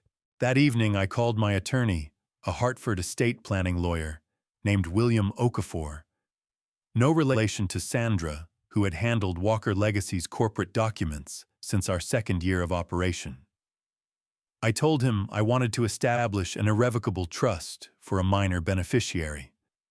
An irrevocable trust, I explained to myself as much as to him, is a legal arrangement under which assets are transferred to a trustee to be managed for the benefit of a named beneficiary, with the critical feature that the person establishing the trust, the grantor, cannot dissolve or modify it after execution. The assets in the trust are legally separated from the grantor's estate, and importantly, from the legal reach of the beneficiary's parents, who have no authority over a properly structured irrevocable trust established by a third party. $5 million in Liam Raymond Walker's name. Accessible at age 25 for education or business formation, with a provision for earlier access in cases of documented medical necessity. William drafted the document over the weekend, and I reviewed it on Monday and signed it on Tuesday morning with Carol and Marcus as witnesses. Marcus looked at the trust document for a long time after I signed it. Then he looked at me. "This is not about the party," he said. It was not a question. "No," I said. "The party is one evening. This is 25 years. He nodded slowly. "And Michael cannot touch it. Michael has no legal standing in relation to this trust," I said. "It is between me and Liam. His parents are not parties to it in any capacity." I capped the pen and set it on the desk. That is the point. The night before the party, I sat at my kitchen table with the notepaper from Michael's envelope in front of me and Eleanor's photograph propped against the coffee maker, the way I always kept it, because the kitchen was where she had been most herself, and I wanted her most herself in the room where I did my thinking. "We've already forgiven you." I looked at Eleanor's photograph for a long time. She was laughing in it, a candid shot from a 4th of July cookout in 1998, her head turned slightly to the left. Mid-laugh, her eyes bright with whatever someone had just said. She had not known the camera was there. That was why it was the best photograph anyone had ever taken of her. Because she had not been performing. "I'm going tomorrow," I told her. "Not for Michael, not for Jennifer, for a 1-year-old boy named after your father-in-law, who deserves to know that the story his family is going to tell him is not the only story there is." The coffee maker light blinked once and went still. The kitchen was quiet and warm and smelled like the candle Carol had given me for Christmas last year, cedar and something softer underneath. I folded Michael's note and put it in the envelope, and put the envelope in the inside pocket of the navy suit jacket hanging on the back of the bedroom door. Then I went to bed. In the morning, Marcus picked me up at 6:30 in a car that was, as requested, very clean. The Harrington Grand sits on Trumbull Street in downtown Hartford, 12 stories of limestone and glass that I had walked past several hundred times over 45 years without ever going inside. Marcus pulled the car to the front entrance at 7:14 in the evening. It was a black Lincoln Navigator, clean as promised, and the valet who opened my door was a young man who could not have been more than 22, wearing a red jacket and the practiced neutrality of someone who has been trained to treat every arriving guest with identical deference, regardless of what they arrive in. I stepped out onto the pavement and straightened my jacket, the navy suit, Carol's recommendation, the one that had been to Manhattan and back and had held its shape through both, and looked up at the hotel entrance. 2 years, 1 month, and 1 day since a county road in Haddam. Marcus came around from the driver's side and fell into step beside me. He was wearing a charcoal suit of his own, no tie, and he moved through the entrance with the particular ease of a man who has learned that confidence is not about what you wear, but about being entirely clear on why you are somewhere. Behind us, 2 of Walker Legacy's senior partners, James Whitfield, no relation to Pastor Gene, and a woman named Ruth Brennan, who had joined us after Riverside Commons, followed at a professional distance. The lobby of the Harrington Grand was warm and high-ceilinged, with the kind of lighting that costs a great deal of money to make look effortless. A hotel staff member in a dark blazer directed us to the elevator for the 18th floor, where the Harrington Ballroom had been reserved for the Walker party. I noticed as the elevator doors opened on 18 that someone had arranged cream-colored balloons in clusters near the entrance, and that a sign on an easel read, "Welcome Liam, 1 year of wonder," in gold lettering on cream cardstock that matched the invitation. The ballroom held approximately 200 people when we arrived, and from the density of the room and the noise level, perhaps 160 of them were already present. Round tables with cream linens and low floral centerpieces. A bar along the far wall doing steady business. A small stage at the front of the room where a microphone stand suggested that speeches were expected.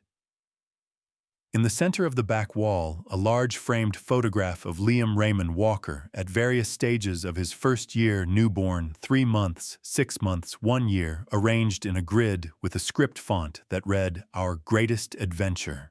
I stood at the entrance to the ballroom and took the room in the way I take in any new structure systematically, without rushing, looking for what holds and what does not. Jennifer saw me first.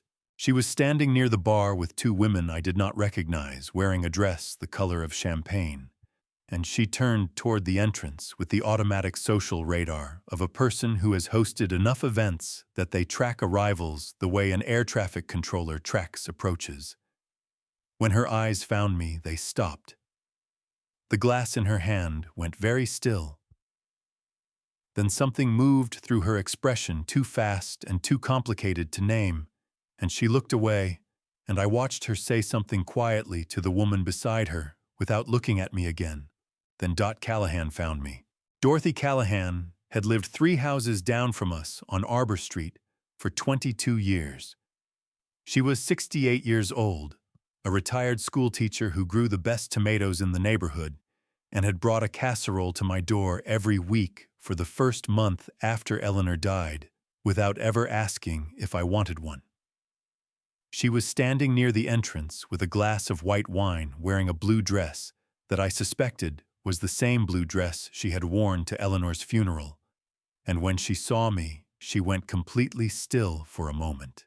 Then her face did something I was not prepared for. It crumpled at the edges, the particular crumpling of a person who has been holding something for a long time and has just been given permission to set it down. Her eyes went bright and wet, and she pressed her lips together hard and crossed the room to me with the deliberate speed of a woman who is not going to let distance stop her from doing what she has decided to do. She took both my hands in hers. Her grip was firm and warm and shaking slightly at the edges. "Thomas Walker," she said, and her voice broke on my name in a way that made my chest tighten unexpectedly. "I have been waiting 2 years to do this." I said. "You look well." She made a sound that was somewhere between a laugh and a sob, and squeezed my hands harder. "Don't you dare be dignified at me right now," she said. "I know what happened. Robert Hayes told me 6 months ago. I have thought about you every single day." I covered her hands with mine and held them for a moment. "I know," I said. "Thank you for the casseroles you left at Robert's center. He told me who sent them." She pressed her lips together again and nodded, and stepped back and composed herself with the efficient grace of a woman who has been composing herself in public for 68 years and has gotten very good at it. "You go do what you came to do," she said. Her voice was steady now. "I'll be right here." I had been in the room approximately 4 minutes when Michael appeared. He came from the direction of the bar, moving with the trajectory of a man who has spotted something he needs to manage before it manages itself. He was in a dark suit, well cut, and he had his party expression on the one I had seen at dinners and charity events, smooth and warm and calibrated to the room. It dropped by about 30% when he got close enough to see my face clearly. "Dad." He stopped 2 feet from me. His voice was the same compressed syllable it had been in the conference room 3 weeks ago. But this time, it had more layers in it, surprise calculation, and underneath both of those, something raw that I chose to believe was genuine. "You came. You invited me," I said. I shook his hand. His grip was firm, his palm dry. The grip of a man maintaining control through effort rather than ease. "Congratulations on Liam. He has your mother's name on one side and my father's on the other. That's a good foundation for a boy." Michael looked at me for a moment, with an expression I could not fully read. "I'm glad you're here," he said.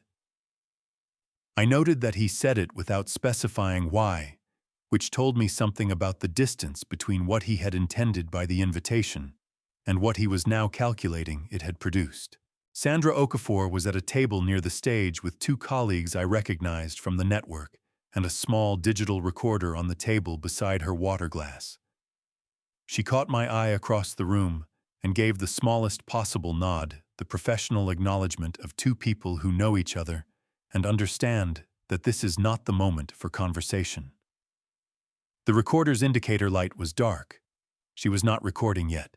I took my seat at the head table and accepted a glass of water from a server and looked out at 200 people in a ballroom on the 18th floor of a Hartford hotel gathered to celebrate a 1-year-old boy who was at this moment presumably asleep somewhere nearby, unaware that his grandfather had just sat down in a room that was about to change the story he would grow up hearing. Michael took the microphone at 7:45. His voice filled the ballroom with the practiced ease of a man who has spoken in rooms like this before. He thanked the Harrington Grand. He thanked their guests. He said that tonight was about family, about everything a family builds together and everything it passes down. He looked down the head table at me when he said that last part. I looked back at him steadily and picked up my water glass and held it and waited for the moment I had driven 120 miles in a clean car to arrive.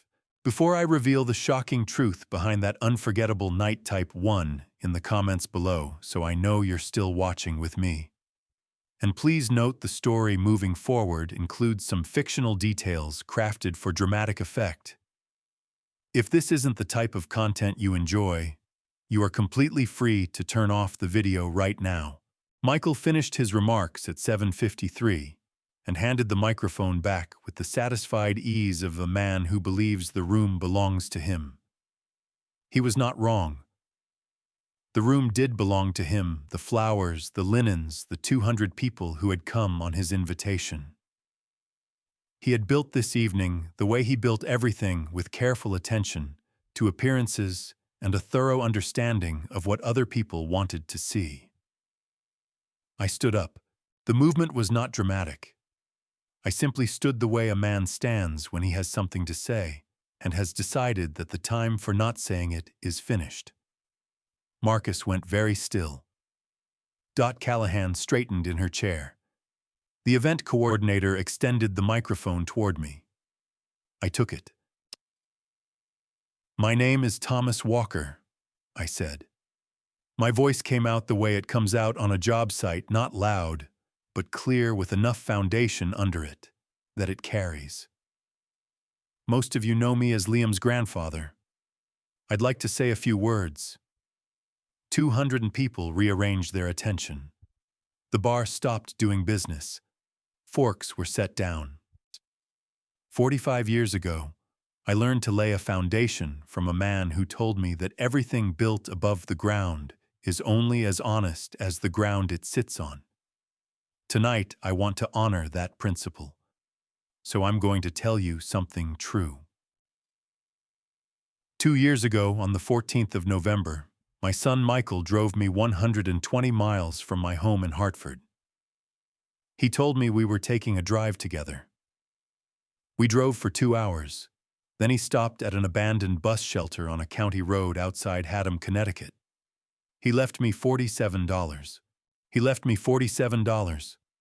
Before he drove away, he told me I was a burden. That word burden is the last thing my son said to me before his taillights disappeared around a bend in a county road. I was 72 years old. I had no phone, no identification, no way home.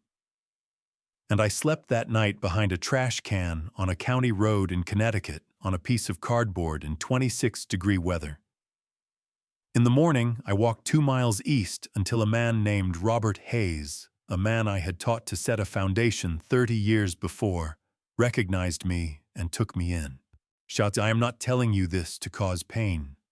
I'm telling you this because in this room tonight, there is a 1-year-old boy named Liam Raymond Walker who is going to grow up and ask questions about his family. I want to make sure that at least one person in his life has said the true version out loud in front of witnesses before it gets replaced by a more comfortable one." Jennifer's champagne glass came down on the table with a sound like a small crack. My son's invitation told me that he and Jennifer had already forgiven me. Forgiveness is extended by the person who has been wronged to the person who did the wrong. I was left at a bus shelter at 72 years old with $47. I was not the one who needed forgiving. Michael stood up. His chair went back hard.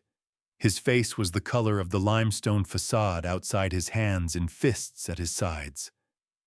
"Dad." His voice cracked down the middle. "That is enough." I looked at my son, with 200 people watching him, and felt the weight of a man who loves his child and is no longer willing to let that love be used as a reason to stay quiet. "Michael," I said, level and low without anger, "I am almost finished. There is one more thing this room needs to know. It concerns a car that sat on a county road in the dark for 20 minutes. Sit down, because what comes next is not about you." I turned and looked at Jennifer. Both hands on the table, knuckles white against the cream linen, her face working very hard to be something other than what it was. "Pastor Whitfield is in this room tonight," I said. "I invited him, and he has something he has been waiting 2 years to say." Pastor Eugene Whitfield stood up from a table near the back of the ballroom. He stood with the unhurried dignity of a man who has delivered difficult truths from a pulpit for 30 years. The room turned toward him in a wave, table by table, face by face, until 200 people were watching a 62-year-old pastor in a worn blazer standing in a Hartford ballroom on a November evening. He did not reach for a microphone. His voice carried without one. My name is Eugene Whitfield. I am the pastor of Shepherd's Crossing Community Church in Middletown, Connecticut. Thomas Walker rebuilt my church's foundation last year free of charge. I am here as his guest. And I need to say something I have been carrying for 2 years. Jennifer's hands came off the table. She took one step back from her chair, suspended in the paralysis of a person who has understood that the ground beneath them is not what they believed. On the night of November 14th, 2 years ago, I was awake in my sanctuary.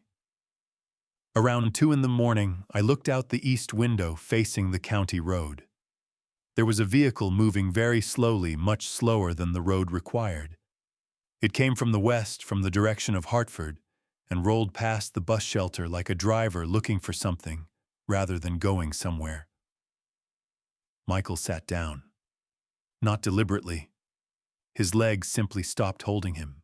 The vehicle sat approximately 50 meters from the shelter for 20 minutes. Engine running. Lights on. Then it drove east, back toward Hartford. Pastor Gene's voice went quiet. There was a person in the passenger seat, a woman. She was turned toward the shelter the entire time, looking hard. The way a person looks at something they came a long way to see. Jennifer made a sound, not a word, just air escaping a sealed room through a gap she had not intended to leave open. Her hands covered her mouth. Her shoulders heaved. The tears came freely and she made no move to stop them. These were not the managed tears I had watched her deploy at social occasions for years. These were the other kind. The kind that arrive when there is nothing left to manage. Pastor Gene looked at Jennifer directly. Not with anger, with sadness. You came back that night, he said gently. I want you to know I prayed for you both. The person in the shelter and the person in the car. Marcus picked up his glass. To the foundation, he said quietly. I raised mine last. To Liam. May he always know the difference between a foundation and a facade. Michael said 4 words. Not an apology, not an explanation. He looked at me across the head table with that expression I had never seen before. Stripped of calculation, stripped of performance, stripped of everything his adult life had layered over whatever was underneath. And he said, everything he said is true. Then he sat down. The room absorbed it. 200 people absorbing 4 words that had just confirmed everything, denied nothing, and left no version standing except the one I had given them. I stood. I reached into my jacket and set the trust document envelope on the table in front of Michael. $5 million, I said quietly. In Liam's name. Irrevocable. He gets it at 25. It has nothing to do with you. Michael looked at the envelope. He did not touch it. I walked out of the ballroom. In the corridor outside, a hotel attendant was pushing a stroller toward the service elevator. Inside it, sleeping with the absolute confidence of someone who has never had a reason not to, was Liam Raymond Walker. 1-year-old. His grandfather's name on one side, his great-grandfather's on the other. I stopped. I crouched down beside the stroller and looked at my grandson's face for the first time. He had Eleanor's mouth. He had my hands already, even at 1 year, the wide, flat palms and the square fingers of someone built to hold things. I put one hand on the edge of the stroller. I did not wake him. Hey, Liam, I said softly. I'm your grandfather. I just wanted you to know I was here. Marcus appeared beside me. I stood. We walked to the elevator without speaking. In the lobby, Michael caught up. Dad. His voice was stripped bare. How did you do it? I looked at my son. I picked up what you left behind, I said, and I built something with it. I walked out into the Hartford night. I have told you this family story not to settle scores, but to set the record straight for a boy named Liam, who deserves to know what his grandfather's hands were actually worth. If these grandpa stories have taught me anything, it is this: the moment you allow shame to decide who belongs at your table, you have already lost the most important thing a family story can pass down: dignity. I lost 2 years. Do not lose yours waiting for an apology that was never coming. I am not a perfect man. I made mistakes as a father that I carry quietly. But I know this: when God closes one door and someone you loved bolts it from the inside, He has a habit of leaving a window open somewhere down the road. Robert Hayes was my window. Marcus Reed was my window. A green notebook at the bottom of a trash bag was my window. These grandpa stories belong to all of us who were ever told we were too old, too worn, too inconvenient to matter. We are not finished. We are just getting started. If this family story moved something in, you drop a word in the comments. Share it with someone who needs to hear it. And if you believe that truth is worth building on, subscribe to this channel. Thank you for staying until the very end. The stories ahead contain some fictional elements crafted purely to inspire, if that is not your preference. Feel free to explore other content that better suits you. But I hope you stay,